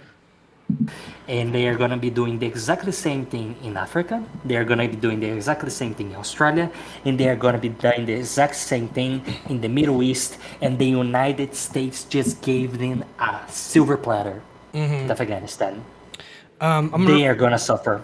They are gonna suffer like hell for that. Yeah. I'm going to read the figures you were saying. Apparently, since it says around 2007 to 2019, they were spending $3.4 billion a year, and it was trending upwards. It didn't stop until 2020 when it dropped 26% to $1.3 billion. So it looks Still like a lot of money. it looks like they were spending more and more money every year in Australia buying land for industrialization and farming. Yeah. But it wasn't until coronavirus, basically, and they still put $1.3 billion it's still a lot of into it. fucking money. And they still Still a put lot of money. and they still knew it was such a big investment that they still had to put about $1 billion into it. I mean, nothing happens in the outback anyway. It's just fucking desert, basically. But I mean, that's the thing is like, what do you think is China's ends to mean? I am not gonna say that China wants to conquer the world. They do. Although that's But so does America. We don't know that. Yeah. America, China, and Russia all want to conquer the world. We don't know that. Let's be honest. America, China, Russia, they all want to conquer the world. They want the entire world to have the same ideals as they do. Let's be honest. Plausible deniability time so the CIA doesn't kill us all. I don't know. CIA's not going to kill me for speaking the truth, man. Come on. There's a red dot on the back of your head. That'd be so... Dude, if they killed me right after I said that, that'd be baller. And they realize I'd be fucking impressed if the fucking laser goes through vinyl and blackout curtains. And they realize that Josh was the CIA agent all along. I wouldn't be surprised. But serious talk. What China is doing right now is not much different of what Europe was doing like 150 years ago. Yeah, but they didn't win the Olympics. And what the United States did 180 years ago. They are flexing their muscles. And they are going slowly. They are smart. They are not doing it all at once. They are just going like, let's test the waters. Let's do a little bit of this here, a little bit of this here. Oh, no, we don't want to interfere. The key point is that America doesn't seem to actually wrap his head around is putting your fucking military in a country. It's not good for your fucking image. It's so much more effective for you to go there and just, let's make these guys on debt. Let's in-debt those guys to the point where they cannot get away from us, which is China's doing. China already had if you Google China right now, you're gonna see China is already willing to establish knots with the Taliban. Already okay with actually working with the Taliban in terms of economical, in terms of political harmony. They're already completely willing to do it, and they already have infrastructure built by the Chinese in Afghanistan in the last few years. They were already strengthening their presence there 5 years ago. They already had their foot there. 5 years ago, China was actually putting their foot on everything, basically. Well, you know China, I'm going to look this up real quick, but China was saying something that, they were saying something along the lines of, this is the last year of our greatest embarrassments, because China has lost a lot of wars, they've lost a lot of territory and military. They created fireworks, though. The gunpowder, but yeah. Fireworks. Okay. Basically, China pronounced not too long ago, they're like, this is the last straw for us. They're like, this is where we get back to being a superpower and being the greatest nation on the world. And I don't know how that's going for them, but I know that was said pretty recently. I'll look up the facts later, but I want to strip all that away for a second and ask you, Ghost Hand, personally, what do you think is the end game? Let's consider the three superpowers, right? Let's just say U.S., China, and Russia. Who do you think is right? Who do you think is wrong? And do you think that it's going to end in like world destruction? Nice. Or anything like that? Because when I sit down and I really look at it, it's a game, right? It's a game of Warcraft. It's a game of resources. There we go. It sounds stupid, but it's true. It's a game of resources. It's a game of gold. It's a game of fucking military power. It's a game of propaganda. It just makes sense to chalk it up that way. Three things. First things first. Never forget these words. Flags may be different, but the methods are the same. It doesn't matter. They all have their own agendas. What a nation wants. Every nation, regardless of everything. I want influence. I want political power. Power. And I want satellite states. Yeah. I want to be my own country.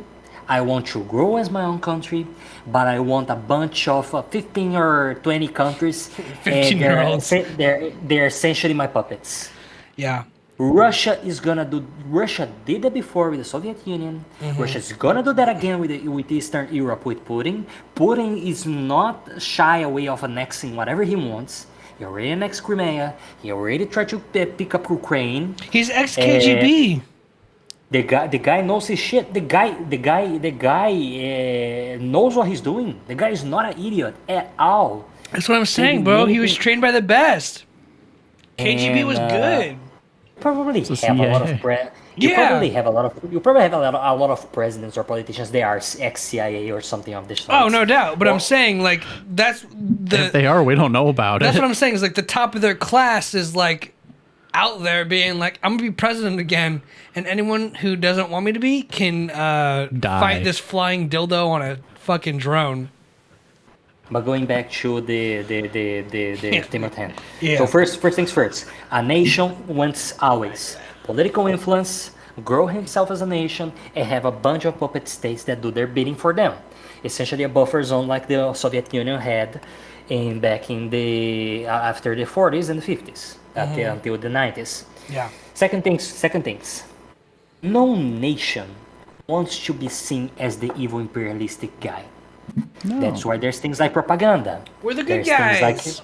There's things like it's a movie, nationally funded movies. That after also a hilarious thing that I just realized now. Have you guys ever watched? Have you guys watched Rumble 3? Any of you two watched Rumble 3? I'm sure I have, but I can't recall. I haven't seen any Rambo. I've seen every fucking Yo Adrian movie. Sylvester Stallone. That guy. So in that movie, Rainbow fucking trains the Mujahideen fighters. Yeah. And in the end of the movie, there is a bright white text. This movie is dedicated to the brave Mujahideen fighters of Afghanistan. Yeah, dude. Yeah, no, if you know what trips me out? Propaganda is always there, man. And every nation is gonna do it. China's doing it. China has a bunch of movies of their military kicking ass and being awesome, and how their influence is actually saving everyone, and how they are literally the saviors of fucking Africa and stuff like that. Russia has the same. Those countries are gonna do two things. They are gonna conquer whatever they want during how these countries conquer today? Through debt. They actually go to countries, build infrastructure, establish political ties, and they indebted those countries. Look, we're gonna build a lot of stuff for you. We're gonna essentially revitalize your entire infrastructure. Almost $2 trillion. Hey. You know, so they do this with the U.S. The U.S. owns like $5 trillion to China. They are gonna go to these poor countries. They are gonna lift, between quotation marks, these countries from the ground up. And then you're gonna say, you are mine now. Belong to us. Do our bidding.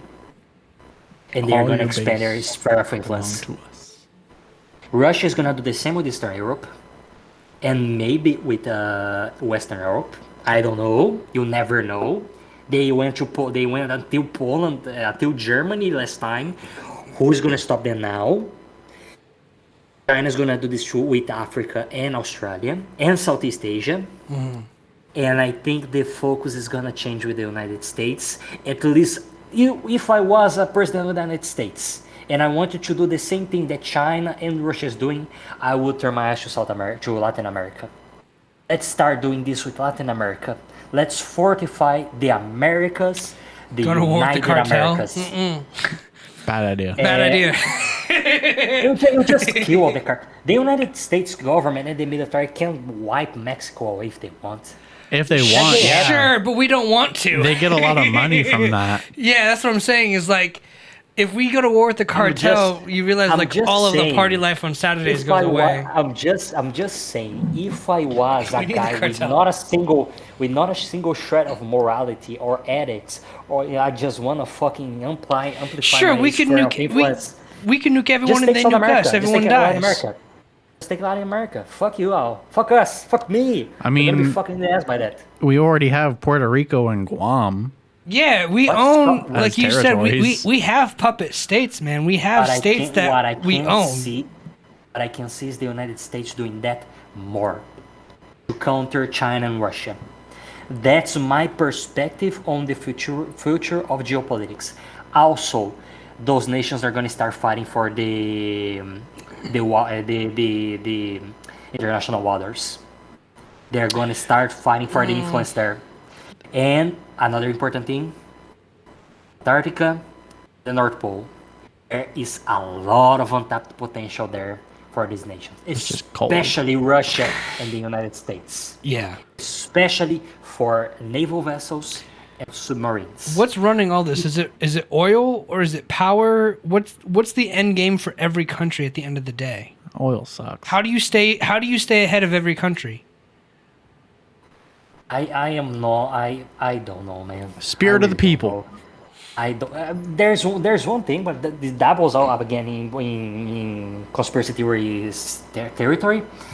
But there's like 100 people actually running the world, like incredibly wealthy. The lizard people, incredibly. They may as well be lizard people. They are incredibly wealthy families. People you'll never know the names to. I always say, fuck the Rothschilds, fuck the Rockefellers, fuck Bezos, fuck Elon Musk. Fuck all these guys. I got another name to add to those lists, but though, real quick, we can add Ronald Reagan to that list, and we could add the Sackler family. What do the Sacklers do? They produced the opioid crisis in the United States. Oh, fuck the Sacklers. The Sackler family is one of the richest families in America, and it's because they pushed OxyContin and all that, the whole painkillers, opioid epidemic that went on in America. The Sackler family was behind it. So I want to add the Sackler family to the fuck you list. It's always a wealthy family. It always is, but fuck the Sacklers. That's the problem, and there's just some people that have God complex. I blame God complex for that, for this the state of the world. Some better yet, rich people are fucking bored.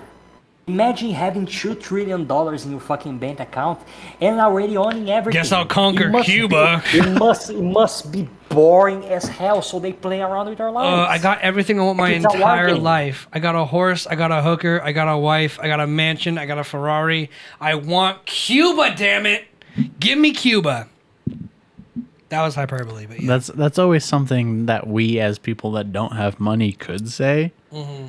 But the people who do say it, it's like scary because like they have the resources to get it. You know what I'm saying? Sure.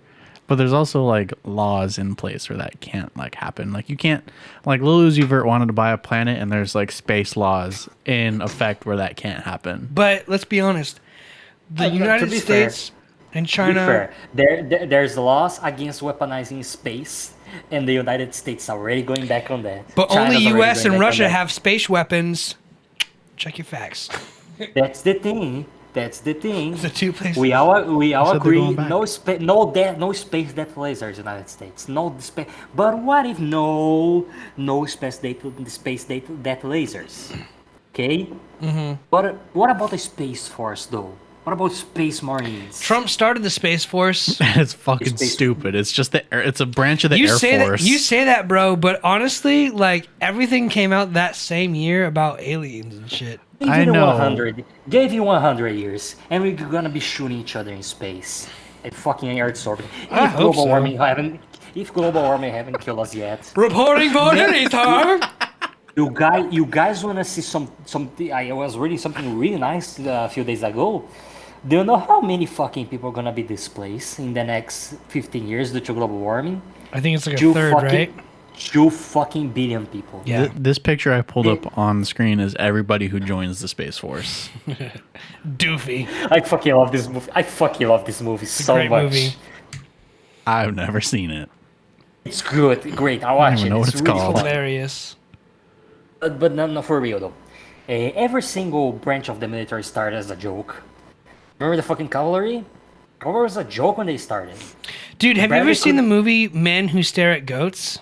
No. I watch it. Dude, it was a great movie. I loved it. But they had a psychic ward for humans because Russia started doing a telepathy course in the military, and the U.S. was like, we just can't let Russia lead in the telepathy military research. Do you genuinely think that we're starting a mind manipulation course in the military. We want you to be the head of it. They got paid hundreds of thousands of dollars to hug and smoke weed, dude. That was America at one point.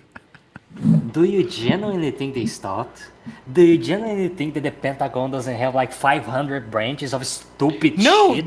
they do. They have it going on right now that we'll never hear about until 20 years. And They're probably still testing mind control. They sure are, bro. What was that fucking project? The mind control project called? Hang on. Don't tell me. I got it. Don't tell me. I fucking get it. MK Ultra. Yeah, that one. MK Ultra never stopped. MK Ultra's still going on. It's probably still you know going. What they did? They probably put never it. fucking stopped. They probably put it in one of those the places you said earlier that we have, Guam. It's probably going on in Guam. They're like, hey, you want some LSD? It's not going on in fucking Puerto Rico because every year they get wrecked by hurricanes. Do you want some fucking evil? I know you guys probably have heard of it, but back in the 70s and 80s, the CIA went into Guatemala and literally injected diseases in children to see what would happen. Yeah. It's fucked up. Like, I laugh, but that's fucked They're up. assholes. We're sorry for the government. We're sorry. We don't reflect the views of the government. Also, this was pointed at me to me a few months back.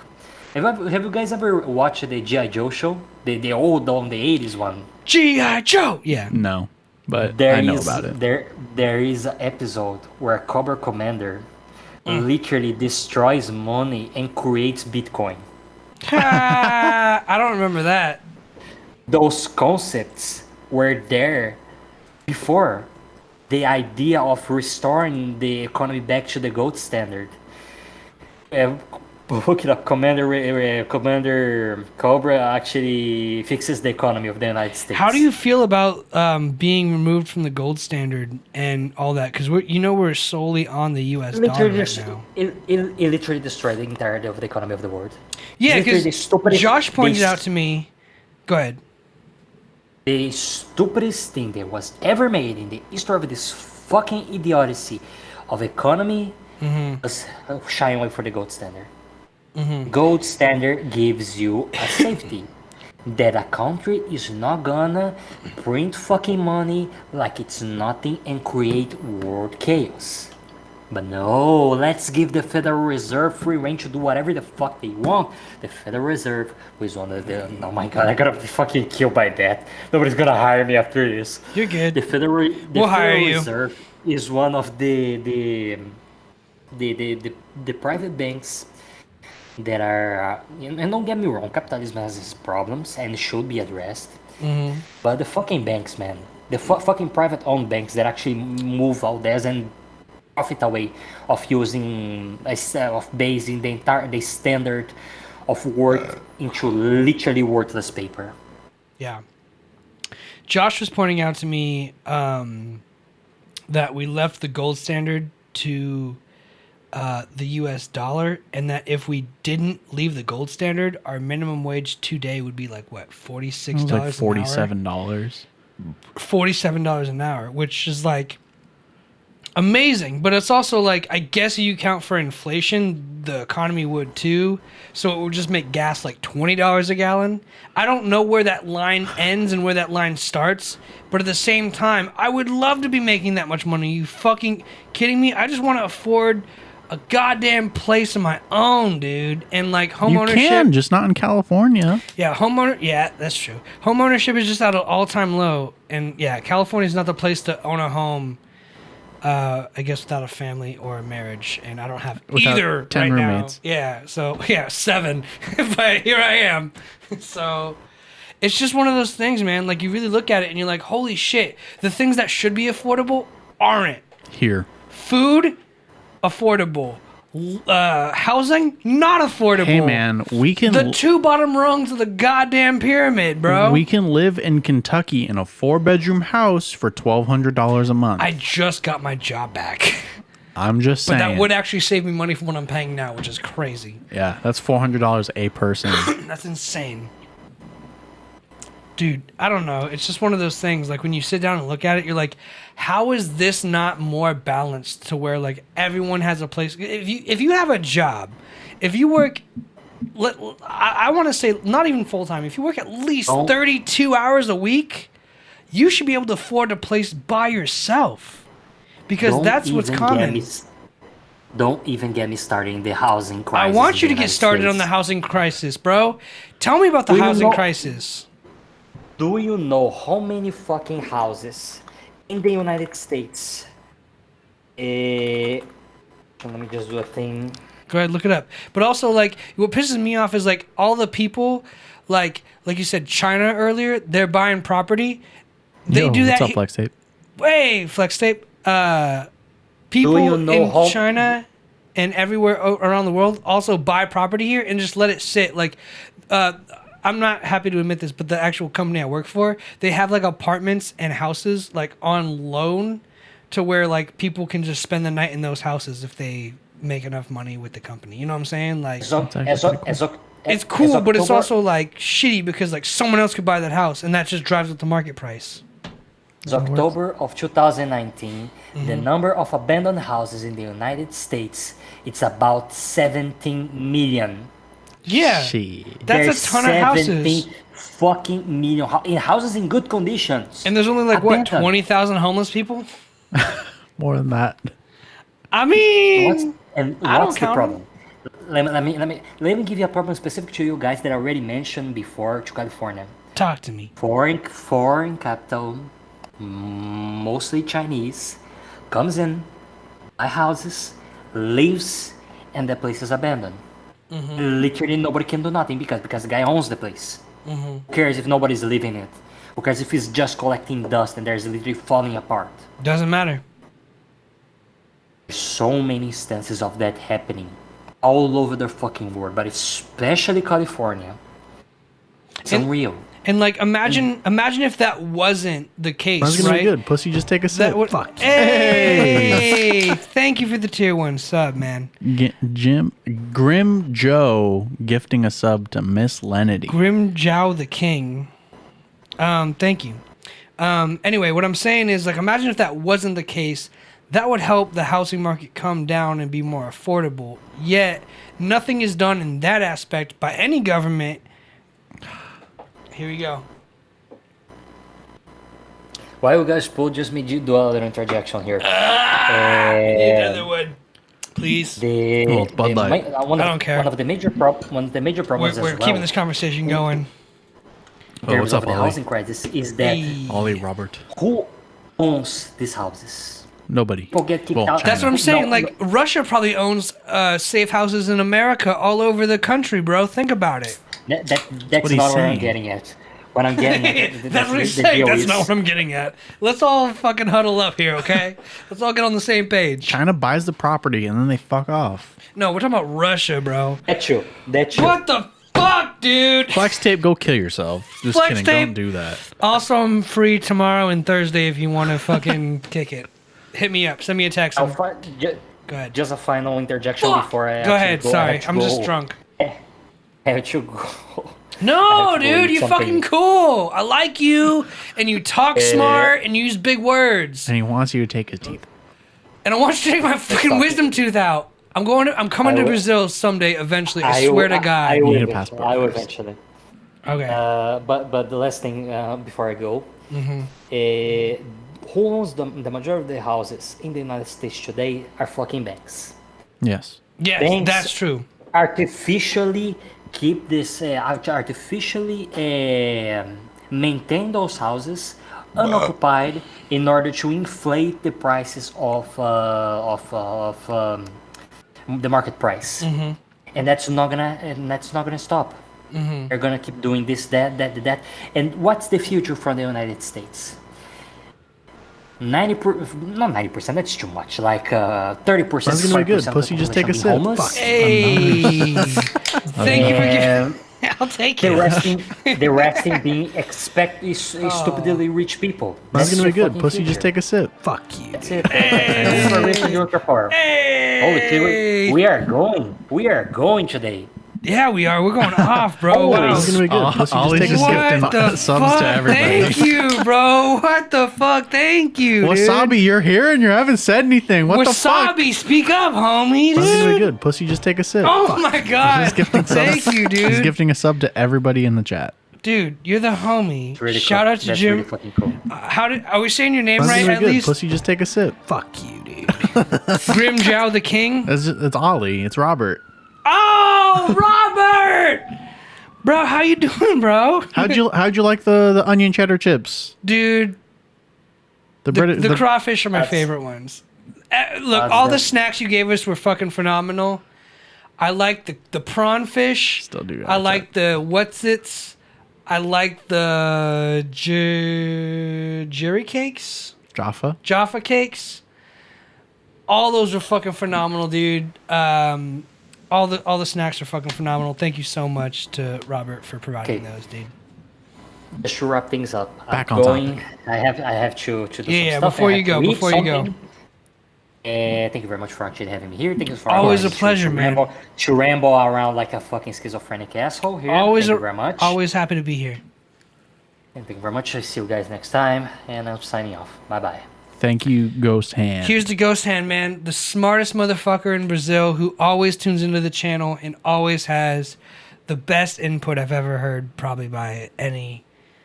A true intellectual. He's a very, very smart person, and listening to him talk is always a pleasure. If anyone else wants to come onto the Discord, we have the Discord available. I believe it's !Discord. And it should just bring up the thing. Now we have to chug our shit. He's got a very good point. I'm gonna throw up if I chug this. You get a Bud Light with me, bro. That's why I went to the Bud Light, because like. Well, I mean, you don't have a choice. I know mine was almost gone. Mine was basically gone, but I'm not gonna let anyone. I'm not gonna let anyone down. I haven't drinking I haven't drinking a week because I've been at work. I can't drink at work because last time I drank was on Wednesday at dudes. happy hour with my parents. I had a margarita, All right, that's dope, dude. single margarita. You guys gotta come to my work again, and I'll hook you guys up. I wanna. October, Nick Coletti is performing there. I'll get you in. That's what I want. I'll get you in. Who's this chug for? I think it's for. It's for Robert, of course. Robert. All right.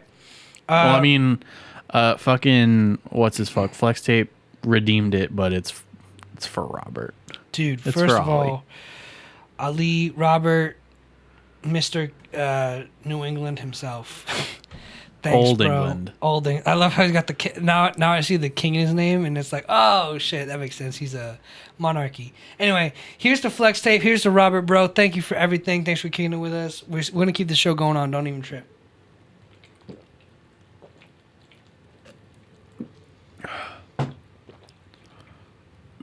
That was half of that. Easily half that beer. Ugh.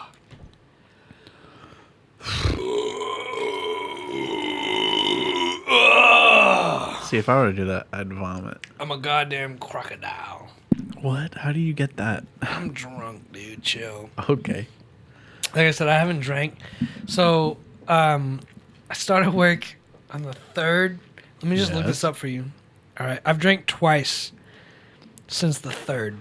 Yeah. So Wow. the 3rd. So in the last in 13 the last days. 2 weeks, I've drank twice. You drank the other day. You sent us a video on Instagram of you with a Bud Light. That was So the that's- second time I drank. Damn. And then the first time I drank was my roommates. Look at you. I know, right?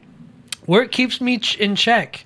And then your chicken cheese quesadillas keep me feeling like I have to keep eating and gaining weight, but I'm not. Thanks for the support, man. Bro, thank you so much. Have a good one. Thank you, my guy. Yo, mad support. Thank you. Jesus Christ. We got to get you on the show again. Let us know when you're free. Just a bomb and Yeah. then dips. Let us know when you want to come back on the show, bro. Obviously, you fucking hold a special place in our hearts. We'll have you on anytime, bro. It's always a pleasure with you. I've got a few notes I've got written down. I got one more. Okay, My send last it. one. Send it. It was chainmail has taken a different form in the form of Instagram comments. In the form of captions, memes, bro. In the form of memes. Instagram comment captions. Do you have an example on hand?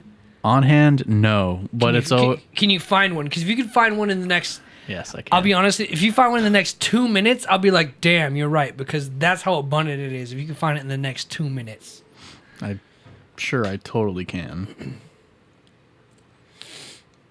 You talking about when they be like, comment letter by letter the word fajita to lock it in. to lock in the good luck of this. Yeah. Yeah. You know what's so crazy? I've seen myself on the other end of this conversation all the time. So let me tell you guys something about anxiety. You falling for chainmail? Let me tell you guys something about anxiety. Anxiety's a bitch, and I'm snotting all over myself. Nice.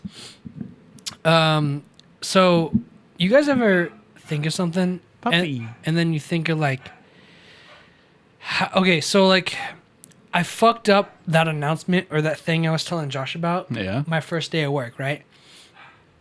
And I was thinking like, what if the comic says this? What if the host says this? What if my manager says this? I think of everyone saying something smart or rude to me, and then I think of a comeback for it. Do you guys do that? No. Yeah, that's anxiety, right?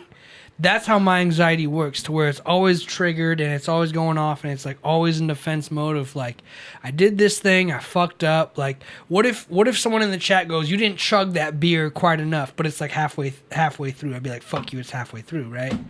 Like, that's the anxiety fueling that. Like, I already had a response ready for it the second it happened. I was like, what if they say this? I say this in response.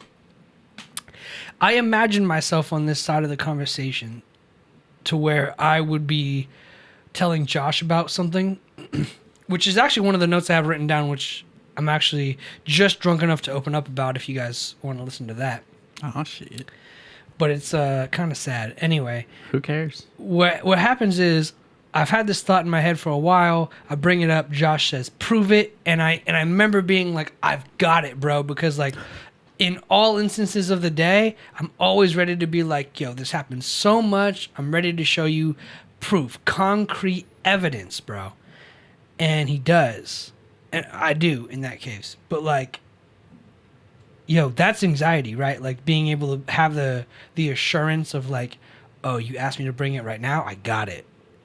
Always having that thing to say back to someone, I got it. That's kind of just how my brain works. I don't know how you guys' brain works, but my shit's broke. Yeah, it is. I gotta blow my nose. Talk some shit, Josh. Still looking. It's usually on the swipes. It's not always in the captions. It's in the swipes. Always in the swipes. But it's also a lot of just promotion for shitty products. What's the shittiest product you've seen on Instagram? That's been promoted? I don't know what it is, but Repeat the question. The shittiest thing that Alec asked, what's the shittiest thing I've seen promoted on Instagram? And I think it's, have you seen the ball that has like a fan inside of it? And they throw it and it comes back to them? No. It's like a fidget toy. You got to remember, we have like everyone in the world right now has catered advertisement to them. Right. It's not a sponsored ad. It's from accounts that we both mutually follow. Never seen it. That's how ads work, though. They can filter that shit.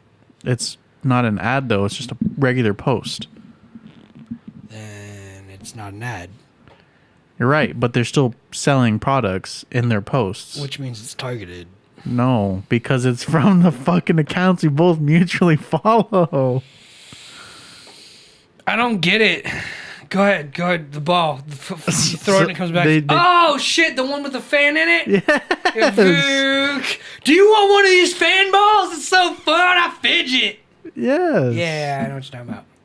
They, like, have lights on them and shit? Yeah, they're, like, red. Yeah, I know what you're talking about. Yeah. I'm an idiot, bro. That's fucking dumb. Those are stupid. Ladies and gentlemen, I'm an idiot. Been known. And I'm sorry. I'm not sorry, but I'm fucking sorry, dude. Like, you guys put up with my shit all the time? Been known. Fuck, I'm an idiot. All right. What were you looking up? What were you doing? Chainmail in the form of Instagram. Chainmail, form of Instagram captions. I'm about to open about something. I couldn't regularly find anything. Of course, the chainmail is asleep right now. But it's always shit like comment this to lock in Put it something letter by letter. Otherwise, this spider will be in your bed. Or it's like... Spooky. Yeah. Shit like that, where it's like easily susceptible people, if you can see... Or I guess the word is gullible. Bro, hold up. Oh, go ahead. I'll pull it up. Go ahead. Or it's like... People would be gullible where they would read this and be like, oh shit, like I don't want 3 years of bad luck. I want my crush to text me tomorrow. If I do all these steps, if I follow every account that's this person's following, bro. People are just fucking stupid. Like, God, I love being drunk with you, bro. We need to drink more. Can I transition to this? Yeah, you were kind of just supposed to when I was quiet. Cool. Okay, be quiet again. Good job. So what? You're so fucking bad at this. No. I like making it awkward, like Bo Burnham. It's like, he's not that great. Yo. Just saying. Oh, dude, I was tripping out. Look at the fucking time on my phone right now. 12:01 a.m. Why is your phone say 12:01? Is that a screenshot? Yeah. Don't get high and go on Google. That's the moral of the story. Okay, I was looking up scientific proofs for alternate states of consciousness. Scientifically, altered states. Shut the fuck up with that sigh, I just bro. breathed. Stop breathing, bro. Stop fucking breath. breathing. Don't breathe in this segment. This is the non-breathing segment. Okay, I'm gonna sip this beer. Oh my fucking god, man! Come on. All right, what you were talking about. At your brightest setting, you are fully alert and aware. Bear with me, bro. It's like a brightest paragraph. setting. It's funny. At your brightest setting, you are fully alert and aware. At your dimmest settings, you are daydreaming or sleeping. Being knocked unconscious represent dimmer settings still. The degree to which you are in a high, medium, or low state of consciousness, awareness affects how susceptible you are to persuasion. Highlight that. Susceptible to persuasion. How clear your judgment is, and how detailed you can recall memory. Understanding levels of awareness, then, is at the heart of understanding how we learn, decide, remember, and many other virtual psychological processes. I just wanted to highlight that because you hit it on the nail, bro. When you're tired, you're like susceptible. You know how they say this: a sucker's born every minute? Mm-hmm. Dude, you gotta stop burping, bro. Onions are making me hungry That one now. didn't even leave my mouth. I smell it, bro. I'm ready for some fucking onions. I know people in my life who are susceptible to scams, who are susceptible to salesmen who are trying to sell them something they don't need, right? Mm-hmm. And this article proves scientifically, I put quotes, I don't know why I put quotes on that. It was proven scientifically that the amount of rest and the amount of awareness you have correlate to how susceptible you are to scams and lies. I know people who are very susceptible to scams and lies. And day-to-day life is a burden to them. It's hard. It must be so hard to live because they just don't have the mental capacity, right? And I get that. Like, everyone's born with a mental capacity, or they're just born in different... I think that's developed. Sure. I know people like that. It's crazy. Like Herbalife or pyramid schemes like really appeal to them. You Peloton. know? Yeah. Those people are scientifically proven less conscious and aware than most. Stupid.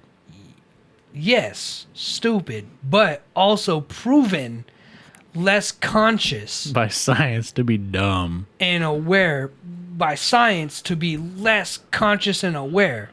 I think that's phenomenal. Even just having that little bit of that sentence to be like, if you don't get enough sleep, you're a fucking jackass, bro. Like, you fucking fall for Herbalife shit.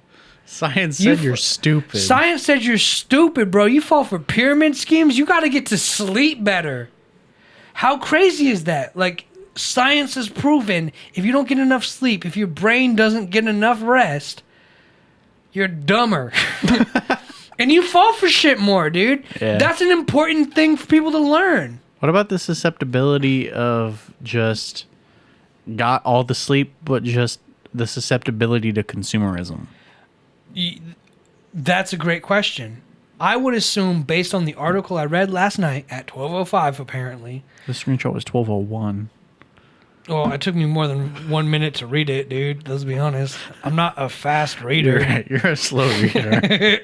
I'm not a smart man. You read on a first grade reading. I'm not a smart man, Joshua, but I know what love is. Okay.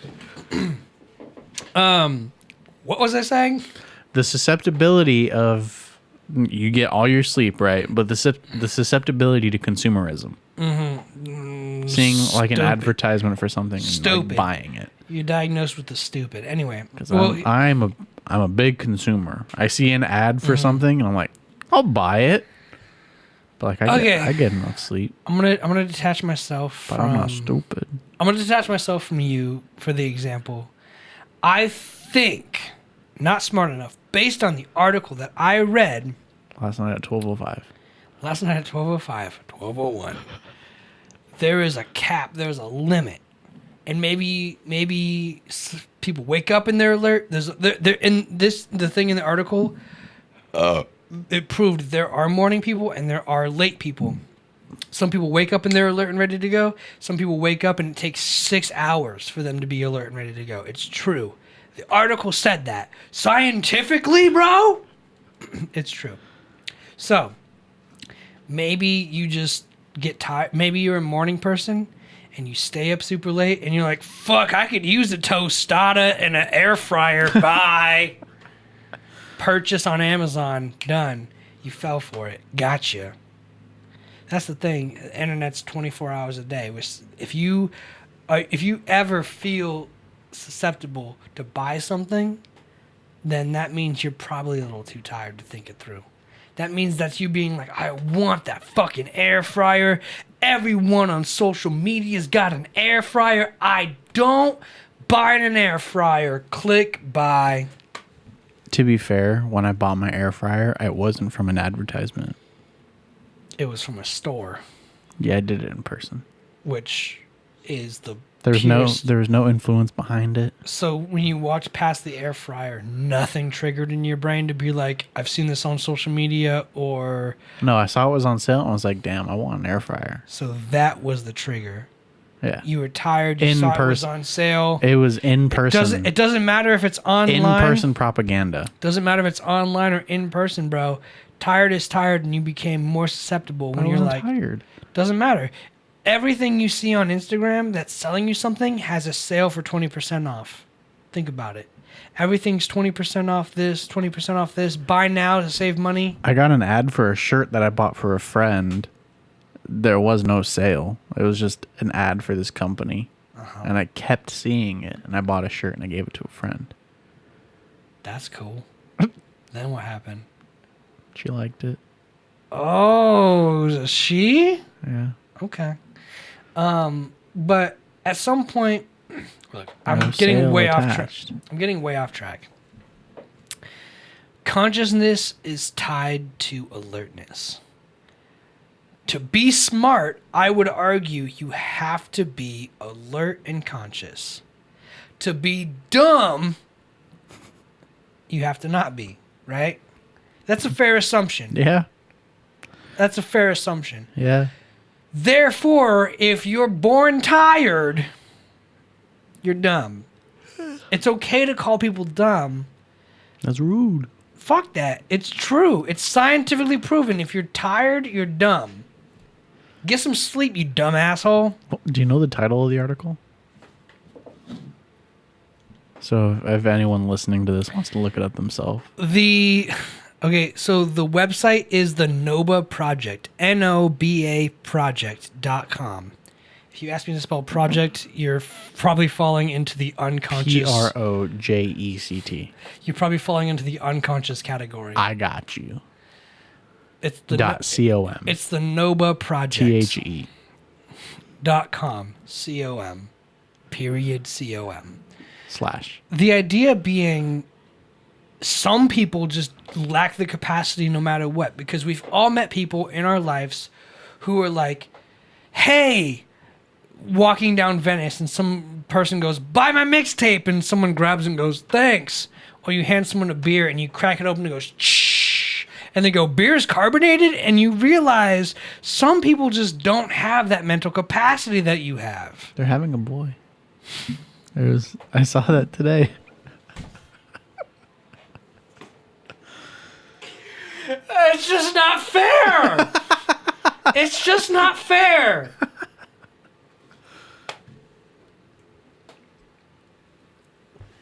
It's not fair. As alcohol drips from my bottom lip. It's mostly water dripping from your lip, but some people don't have the cognitive ability to understand and process daily life. And that's okay. I am that person. But some people are that person more than I am. Those people are fucking dumb. All I wanted to bring, like, when I meditate, they said meditation can bring altered states of consciousness. sure. So is being stupid.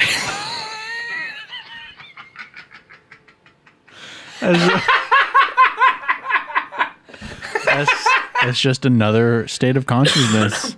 Being stupid is just another state of the mind, man. Just try not doing it. Some people are just born fucking stupid, and that's okay, but it's scientifically proven. So don't be mad when I call you a fucking idiot. Oh my god, that's hilarious. You're That's all I not wanted born to say. stupid, you think stupid.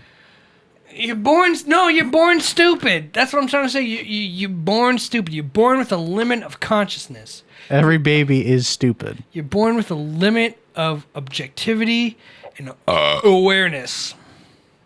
So yeah, every baby's stupid. Every baby's stupid, but like as you process Something the world, I've been seeing online is just like some babies get stupider. at one point you just kind of snapped into consciousness and start fucking remembering. Dude. What's your first memory? What's your earliest Almost memory? getting crushed by a TV when I was climbing an entertainment center. Tell me. I'm sure you've told me that story. I think I was like Tell me a the story year again. old or less. A year old? Or less. So there was an entertainment center. It had those doors that like they were Yeah, bro. I immediately knew what you're talking about. You push it in and it pops out, right? Yeah, the Everyone remembers those. the magnetized doors from back Yes. in the day. They were glass, and I popped two out, and I was climbing it, and there was a TV at the top, right? And so the if you have like a dresser and you pull all the doors out, it's gonna fall over because all the weight's distributed now on the forward. outside. Yeah.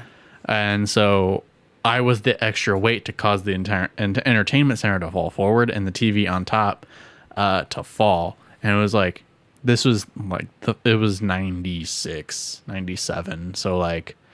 You were literally 1 or 2. Yeah, TV. I was born in 96 in September. So it's like. You're you're like 6 months. Not even 1. So it probably happened in 97. So like TVs were big. They were heavy too. Flat screens didn't exist. TVs were heavy Well, they and were TVs flat were screens, big. but they were fucking thick. Big on the back end. Yeah.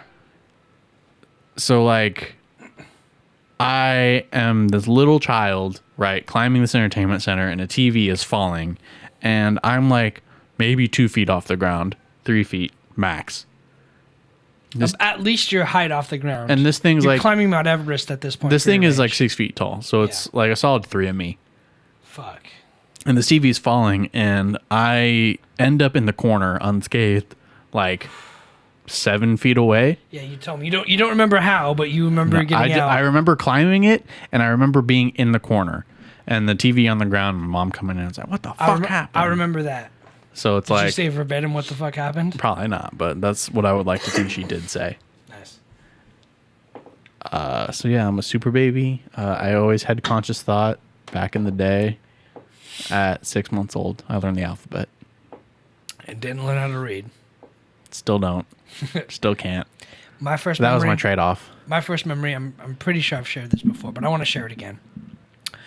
I don't know how old I was, but I know I wasn't able to talk. It's weird.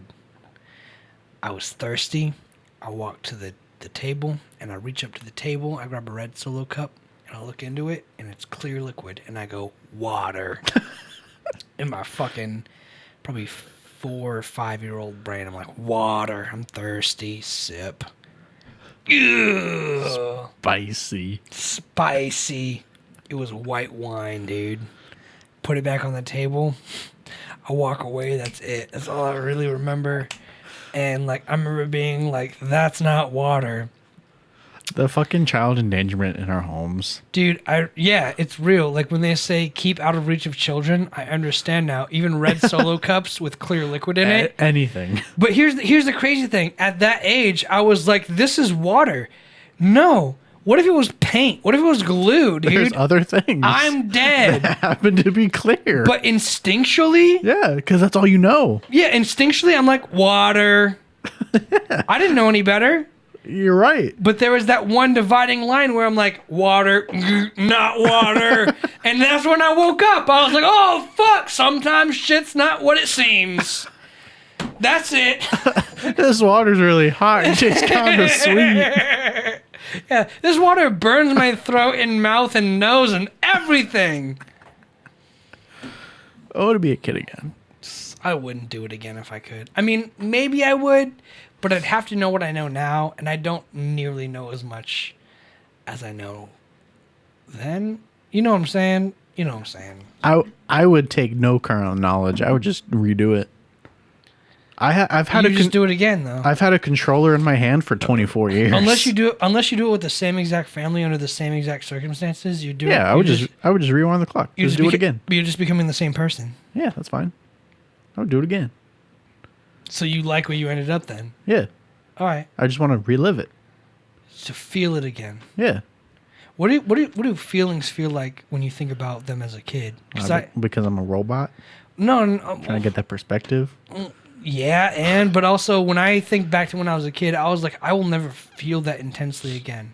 Then I get high and I'm like, I feel that intensely again. But like, the important thing is like, I just want to know like where you're coming from.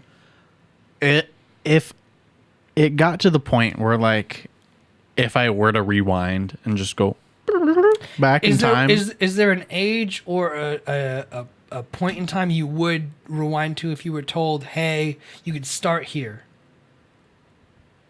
I mean, I would do it from zero. I would fucking, I would just replay the whole all the thing. way over. Yeah.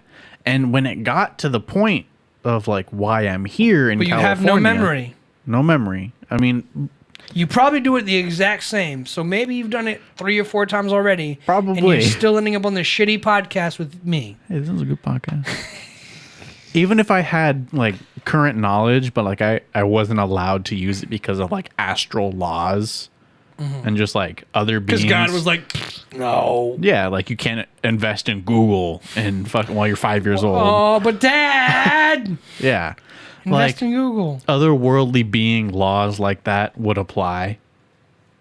Some laws would have to apply to you if you could break the laws of physics. Like astral relation. That's what I'm saying. But if you broke the laws within this realm, another realm's laws would then apply to you. The fourth dimension. Yeah, the fourth dimension would eventually be like, okay, you went back in time. We went back in time too. You can't do this or this. Yeah, I couldn't invest in Google at the age of 6. Because you fuck up everyone else's. You fuck up Nikolai Tesla and shit. Sure. Okay. But like when I reach the point of like the reason why I'm here in California, I'd be like, beer, please. I'd be watching my fucking wristwatch and be like, Apple Watch. They're gonna be here in fucking 3 minutes. Maybe put on some pants. Cause you know the story. That's so sad. I wasn't wearing pants. That's so sad. But I'm saying, if you relived it, you wouldn't have that consciousness to be like, I have 3 minutes to put on pants. I'm saying you would just relive it all again the exact same. No, I keep my knowledge. I can't use it for personal gain. And that's how it should be done. In all those scenarios where you go back in time. You're stuck in a fucking Sharingan, bro, where they're like, Genjutsu. Relive it, Genjutsu until you live it right. Yeah. Fucking woke. That's fucking fun. Woke, dude. I would love to relive my life with my current knowledge, but can't use my current knowledge for any application.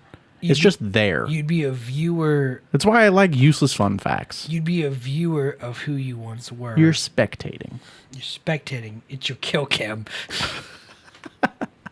You'd wake up and be like, oh, damn, you didn't see him from the corner, you dip ass. X, try again. Respawn. Yeah, kind of like that. Hilarious, but also really intelligible. Intellectual. Intelligible. Either or. Intelligible. Isn't that just being able to read it? Able to be understood and comprehended. So, yeah. I know what you mean. Cool.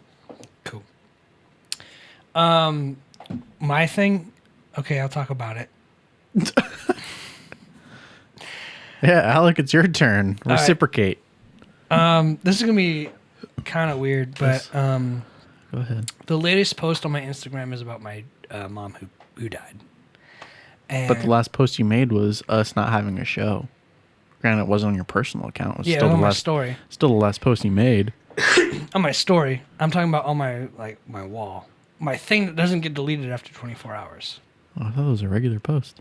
I'm smart. Was it a regular post? If it was, I'm a dipshit. I think it was.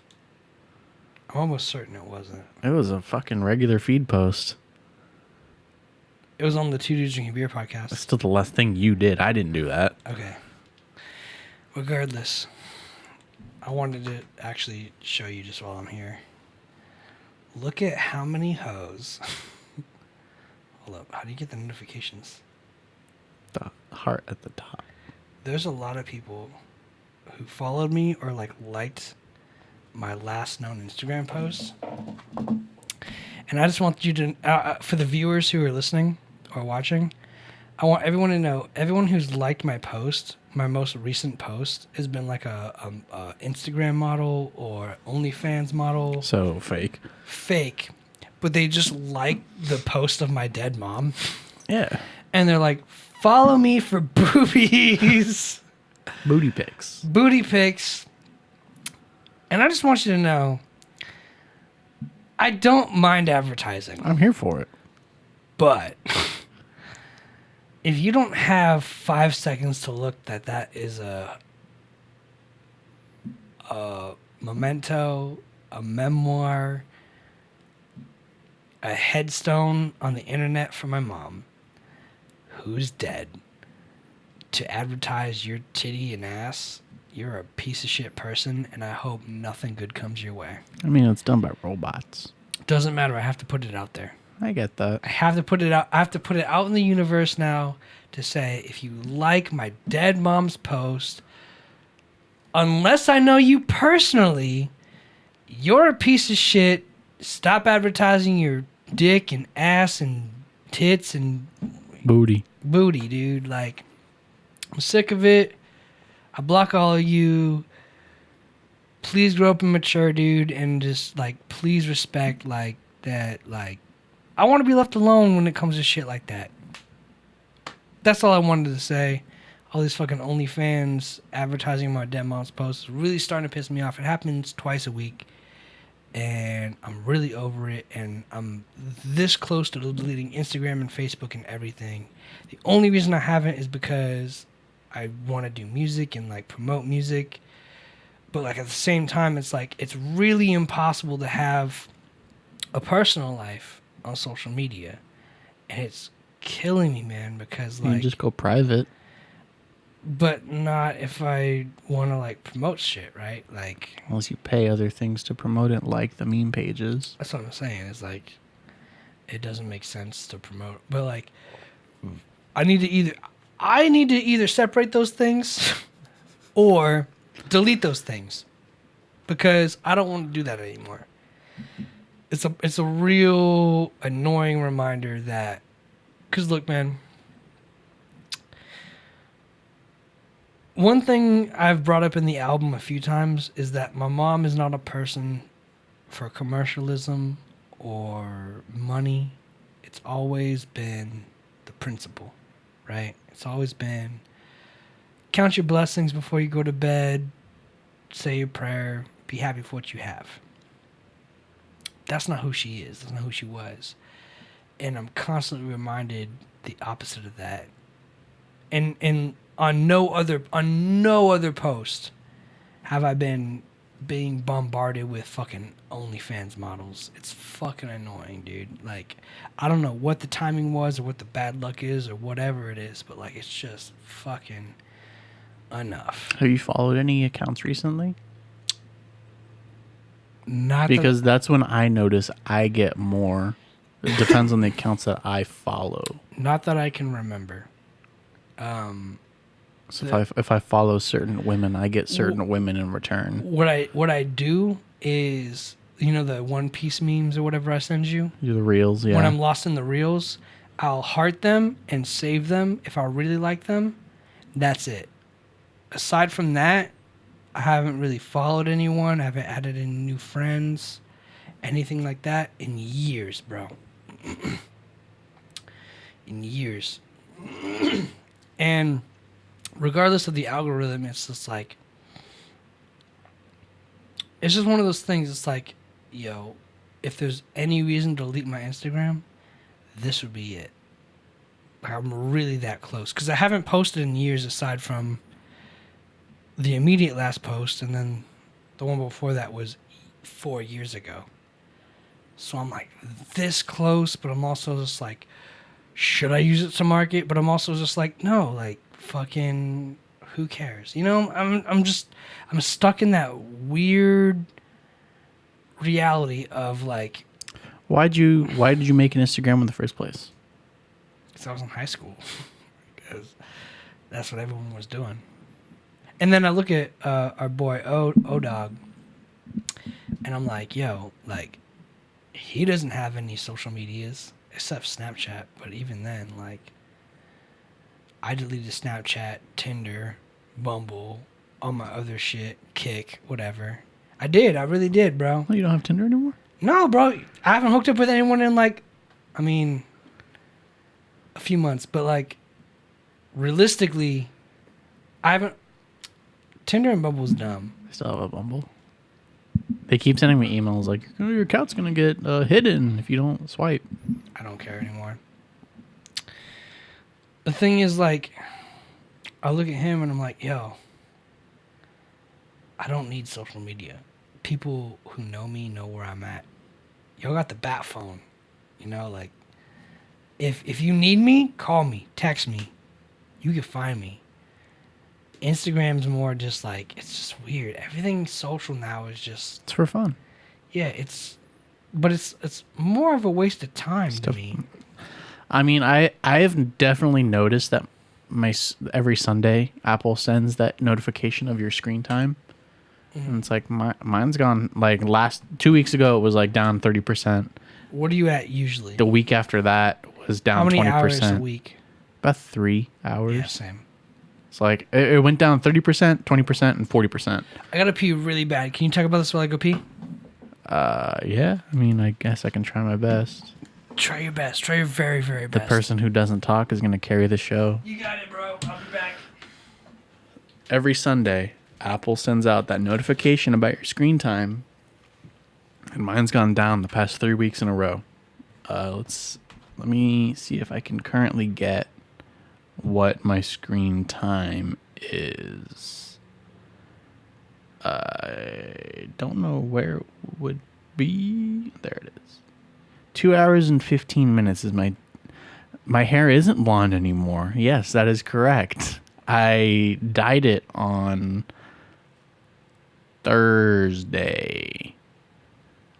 It's because my driver's license expires next month and I need to redo my picture.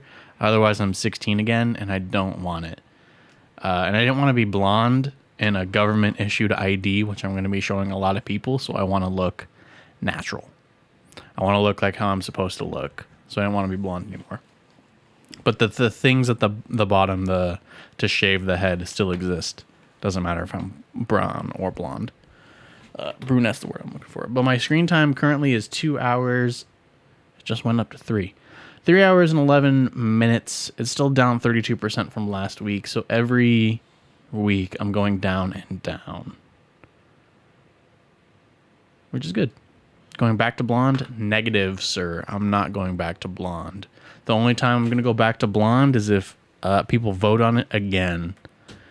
And the only time people are going to vote is if it exists here. Otherwise, it's not gonna happen. I'm back. I thought that was fucking.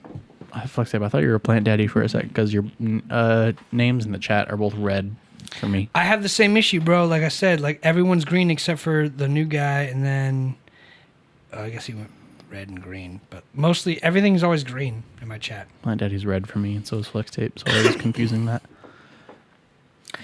I'm just getting closer and closer to deleting my social media accounts, is all I'm saying. I've been thinking about deleting my Facebook. The only thing keeping me from it is the 2DDB Facebook page. But even then, like... Even then, you could still...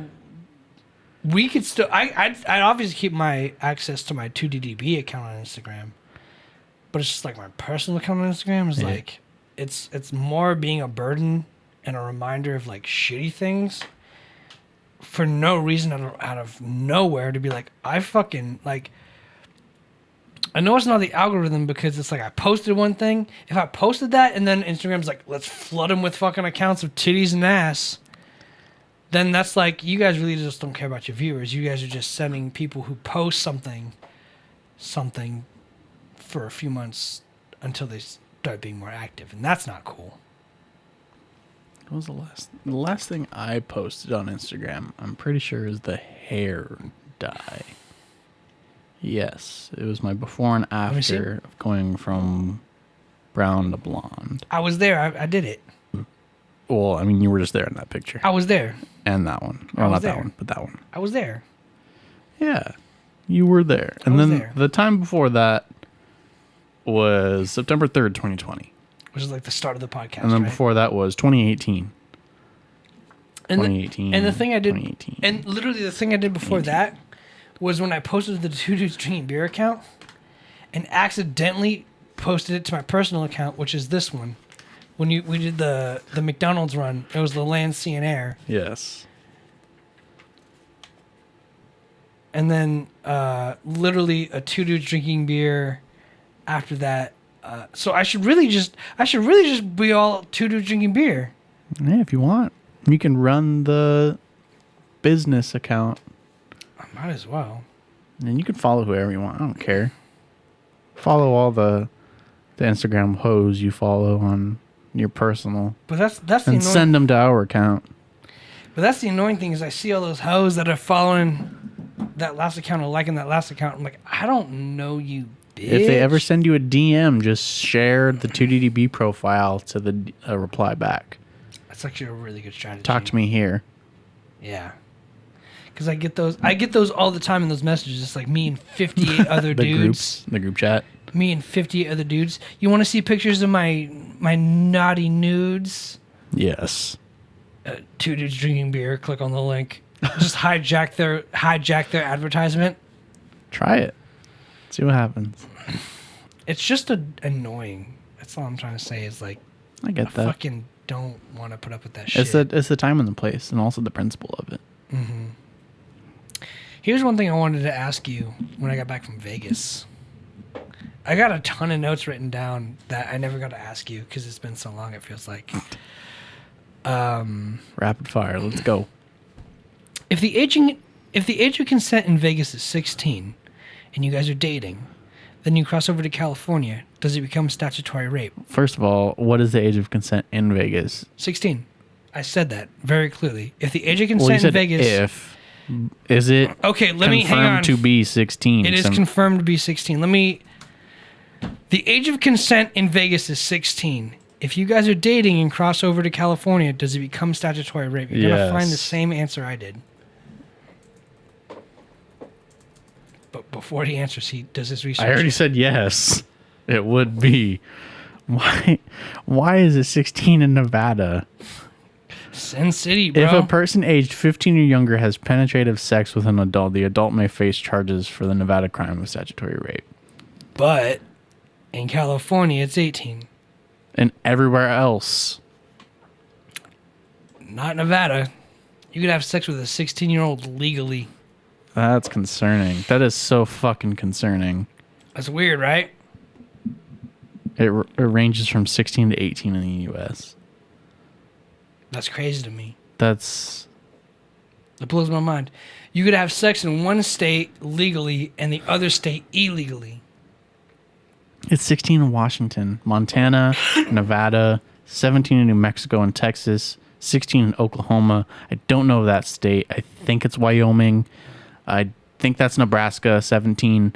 18 in North Dakota, 16 in South Dakota, 16 in Wisconsin, 16 in Michigan. That's Iowa, 16 in Iowa. I've already learned that Josh really knows his goddamn geography. None of these are labeled, by the way. It's just the age over the state shape. It's 16 in Alaska and Hawaii. Hawaii may be the one I That makes partake. sense. Alaska makes sense. 17 in Louisiana. It should also be 16 in Florida, too, right? But it's not. It's 18.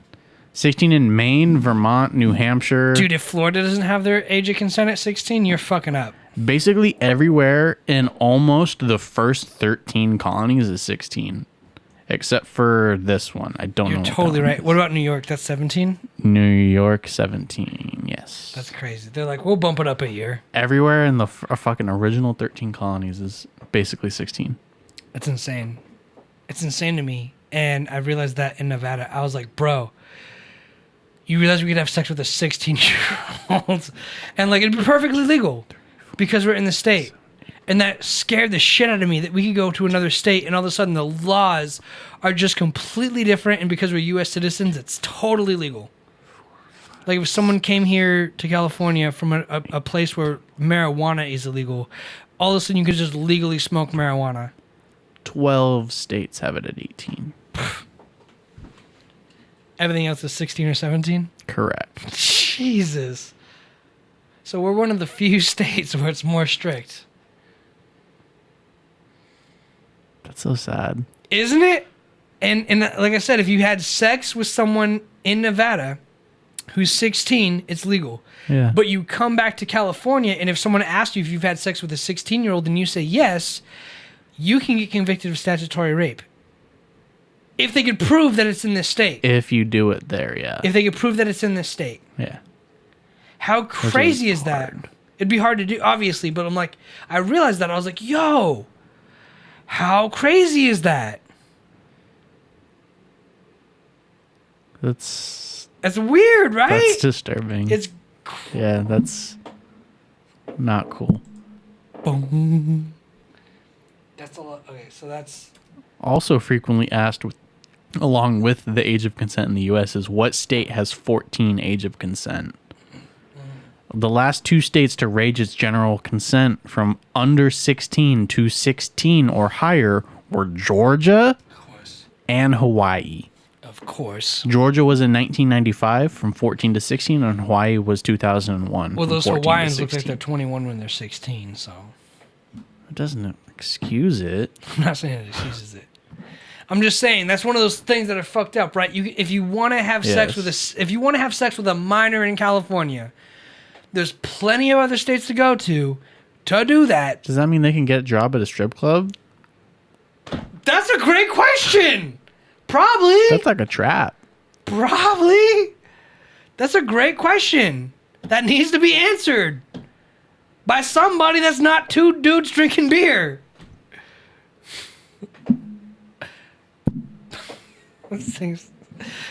I don't want to live here anymore. No. Like in this world. All right, hang on. I got a few more. That'll fuck you up. That's the starting question. Jesus Christ. That's the fuck up one. What's the stigma behind strip clubs and females that need attention?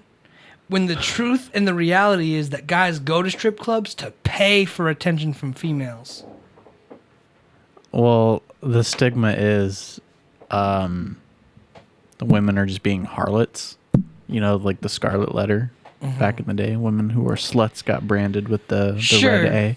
Sure, but really any excuse that men have it to goes both ways is what I'm saying. Sure, but any excuse that men have to slander women for doing anything sort of like... They'll do it. Yeah, and they know nothing's going to happen to a dude because they're a dude.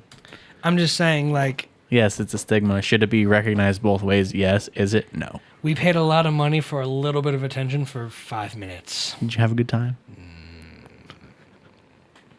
My next Did you get question, the attention you deserved and needed? My next question. You could pay someone to professionally cuddle. It's the same thing. In fucking San Francisco, which is 8 hours away. You can do that here. Okay, hang on. I'll cuddle you, baby. If you tell a kid that hell exists and heaven exists, is that just a justifiable way to excuse mental abuse to your children to get them to follow you through fear? It can be. Virtual cuddle session. Yeah. Let's go. We'll all be on a Discord call and we'll all sleep together. I'm down. You'll hear all of us snore. I snore like a fucking bear. Yeah, he does. I personally don't snore. I've never snored in my life. Incapable of it. But yeah, I mean, it could be viewed as mental abuse of your child, but also that's really what just discipline is in the first place. Getting them to fall in line. Mental abuse? Yeah, for them to believe a certain thing. Follow my orders. Yes, you do. I do not snore, sir. It's never been proven. There is no recording. He sure fucking does. We have the recording. There's no recording. I have the recording. There is no recordings. Bring it on my face. Bring it on my face. I have the recording of Joshua snoring. It's very bad, very long. Playing mind games with your kids. That's what I'm doing right now. I'm trying to play mind games on the audience that I don't snore when there is a recording of me snoring on Phantom's phone. It doesn't exist. Yes. But I mean, I wouldn't. It depends on how old my child is before I tell him, like, well, personally, I don't believe in heaven and hell. Mm-hmm. But like, there is like a time and a place. What if you were atheists and your children were like, Daddy, I think God exists? Would you support them? Taking them to church. Would they have to find the church, or would you be like, we can go to this one. You could be church, you could be Christian or Mormon, or like, would you lay out the options, or would you just Google it, fucker? We would go to different ones. It'd be like, hey, what do you like the best? Like, what'd you feel about this one? I'm like, oh, he's kind of creepy. I was like, okay, I feel like he wants me to suck his dick. He does. Let's go. It's like, I agree. Let's go somewhere else. Oh, this one gave out donuts every time. Maybe this one. That's kind of cool. I like what he was saying. The music was nice. Mm-hmm. You'd let the decision ultimately be up to them. Yeah, if that's what they wanted. I respect that. One of my last questions is, even when I have no money in my bank account, people still advertise me on Instagram and everything. And I realized something. If a homeless man asks for $5 and you didn't have it, he'll just go on and ask the next person. And that's kind of what companies do, except it's called advertising and not asking. Did that make sense to you? Really? The homeless person is still advertising. That's what I'm saying! You get it! Wow. Go! That's just... Begin! Anyone asking for something is advertising. Exactly. If I see a Bud Light commercial, they're asking, will you pay $12 for this 12-pack? Yeah. And we either go, or yes. Or yeah. no. Any sort of asking anyone to give money for something is an advertisement. It's just straight advertising. So when homeless people go, you got change? That's an advertisement. That's an ad. Yeah. We're surrounded by ads, bro. Yeah. That's all I wanted to point out. Okay, yeah, we got there. Oh yeah, we got there. Companies provide a product for you for cash, though. Well, that's the thing, right? Because I thought if they ask you to buy it, it's an advertisement. Yeah, that's the thing. Is like if you give Starbucks $10 for a mocha latte, or you give a homeless person $10, either way you lose $10. If they didn't ask for it, then you're just generous. Yeah, it'd be one thing if you go up to a homeless person and be like, here you go, you're asleep, not bothering anybody. Here's $10. You're asleep. Hope it lands in your pocket. Otherwise, someone else is going to take it. Hope no one takes it. But the act of asking is essentially advertising. The definition of advertisement is a notice or announcement in a public medium promoting a product, service, or event, or publicizing a job vacancy. You got $5? Informal. A person or thing regarded as a means of recommending something. Literally. Archaic. A notice to readers in a book. Literally a homeless person coming up to you being like, hey, can I have $1? I mean, they're not promoting a service. No, but that's the thing. Like, you're still... They're just promoting something. It's still the same exchange. It's the same idea. It's not a service to you. It's not a product to you. And here's the thing. I've bought many of products and got shitty service anyway. I redact my statement. The Akai keyboard you got me was amazing. Tread carefully. No, it was amazing. There we go. That's what I said. It was amazing. It was a limited time anniversary, like special. The red one. The black keys and the red keys. It was beautiful. It broke. I sent it in, and they sent me a garbage one in replacement of it. Terrible. Terrible. I forgot where I was going with that, but the thing was, I redact my statement of explain saying your redaction. that that every homeless person asking for money is an advertisement, based on the definition I just read. I do not because redact they're my not statement. providing a product or a service. So they're a pyramid scheme. No. They have to be something, but they're advertising themselves. What they're advertising is that, you know what they're advertising? They're advertising, if you give me $5, I will be productive to society again. That's still not a service. It is, though, because What's the service they're providing? whether that money goes to alcohol or drugs or food, whatever that money goes to, that money is getting circulated in your community. But what's the service they're providing? The service is to enrich the value of the community. Bring the property value down? It'll bring the That's property value up because, look, the money and economics is cyclical, right? It's gonna go somewhere. Sure. If you have money, Yeah. it's gonna get spent. So if you give it to a homeless person, and we've discussed this, maybe it might not go to the market you spend your money in, but it goes to the market that the homeless person spends their money in. And if that market exists in your community in this city, then that homeless person is then enriching your community with the money you've given it. Maybe you wouldn't give your money to a flower dealer or that cake shop that you told O-Dog to go to. Breadbasket. Yeah, because I would never have gone there, but you told him to go there. We went there. We spent like $120 on shit that we didn't need. Oh, nice fruitcake. Yeah. He spent a lot of money on shit that he didn't need based on literally your recommendation. Was the cake good? I didn't get to taste it. Was the cake good? I didn't hear about it. So it probably wasn't. But He went to every place you recommended. He said you recommended all these places. Fresh fruit. Just so you know, that happened. You weren't selling anything. You weren't providing a service or a product, but yet the money still was put into this community. I was providing the product on behalf of them. But then you could argue that the homeless person does the same thing. If a homeless person goes, "Do you have $5?" and then he goes to Starbucks and buys a coffee, which homeless people, My homeless guy does. your homeless guy does. He also buys Little Debbie cakes. Then he's supporting that business, that company. It's still supporting the economy around you.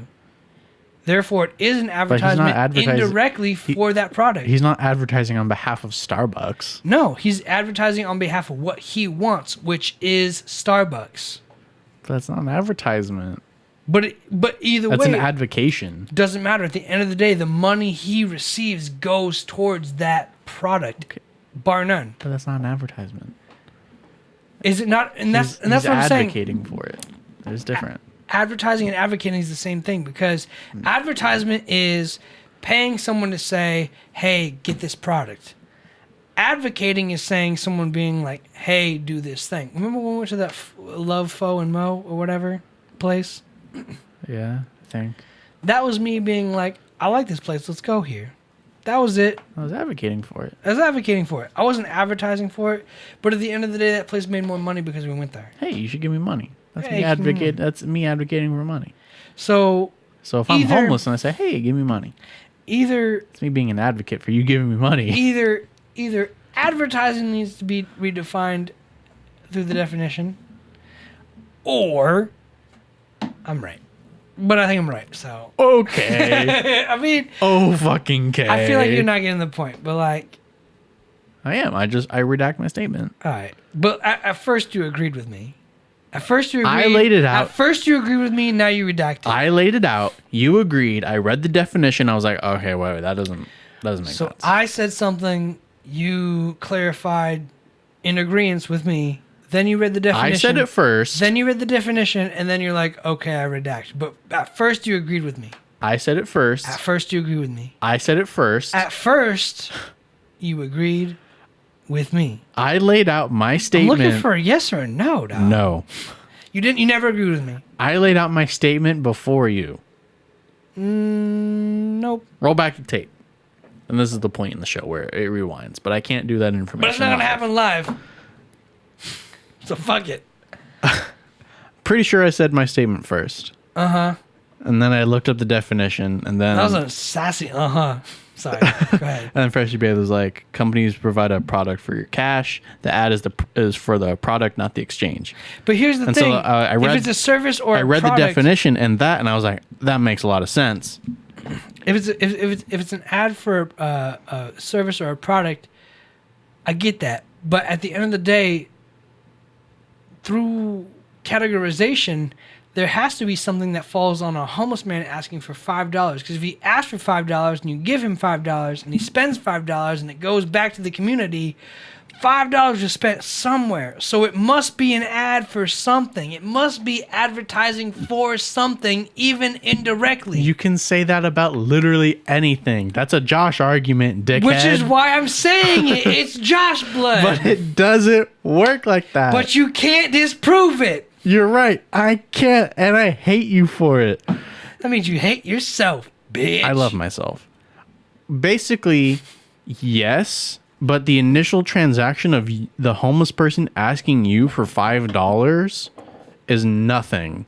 That's just, hey, spare change, please. Him spending that money, whatever he chooses to spend it on, could be the result of an advertisement. Okay, so let's say we go to Cronies.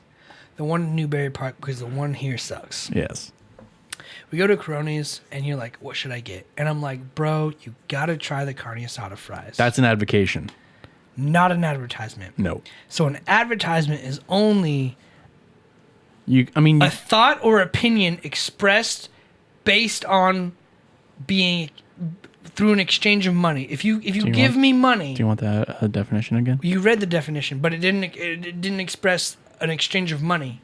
It never expressed an exchange of money. I'm talking about the specific exchange of currency. No, it's an announcement in a public medium promoting a product, service, or event, or publicizing a job vacancy. So if I held up a cardboard box that said, I need money for gas, and you give me $5 for gas, that's me advertising for oil companies.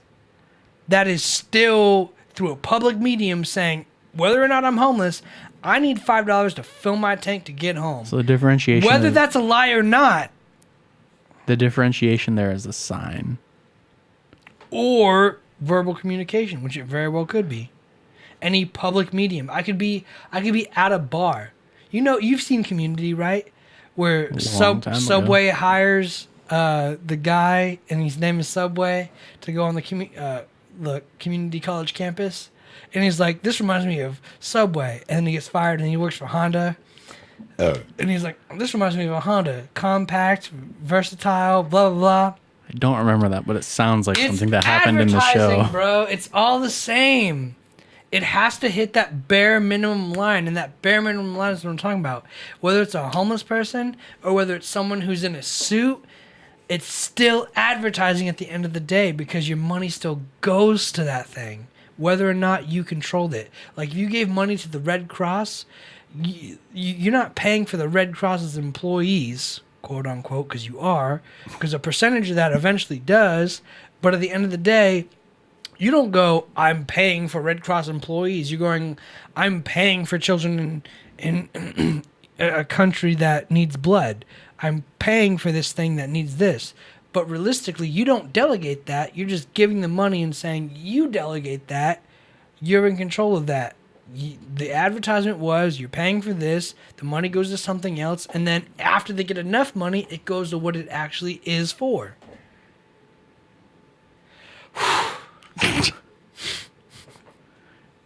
Sorry. You're passionate, man. I haven't, look, the last week and a half, without hanging out with you guys, I haven't said a word.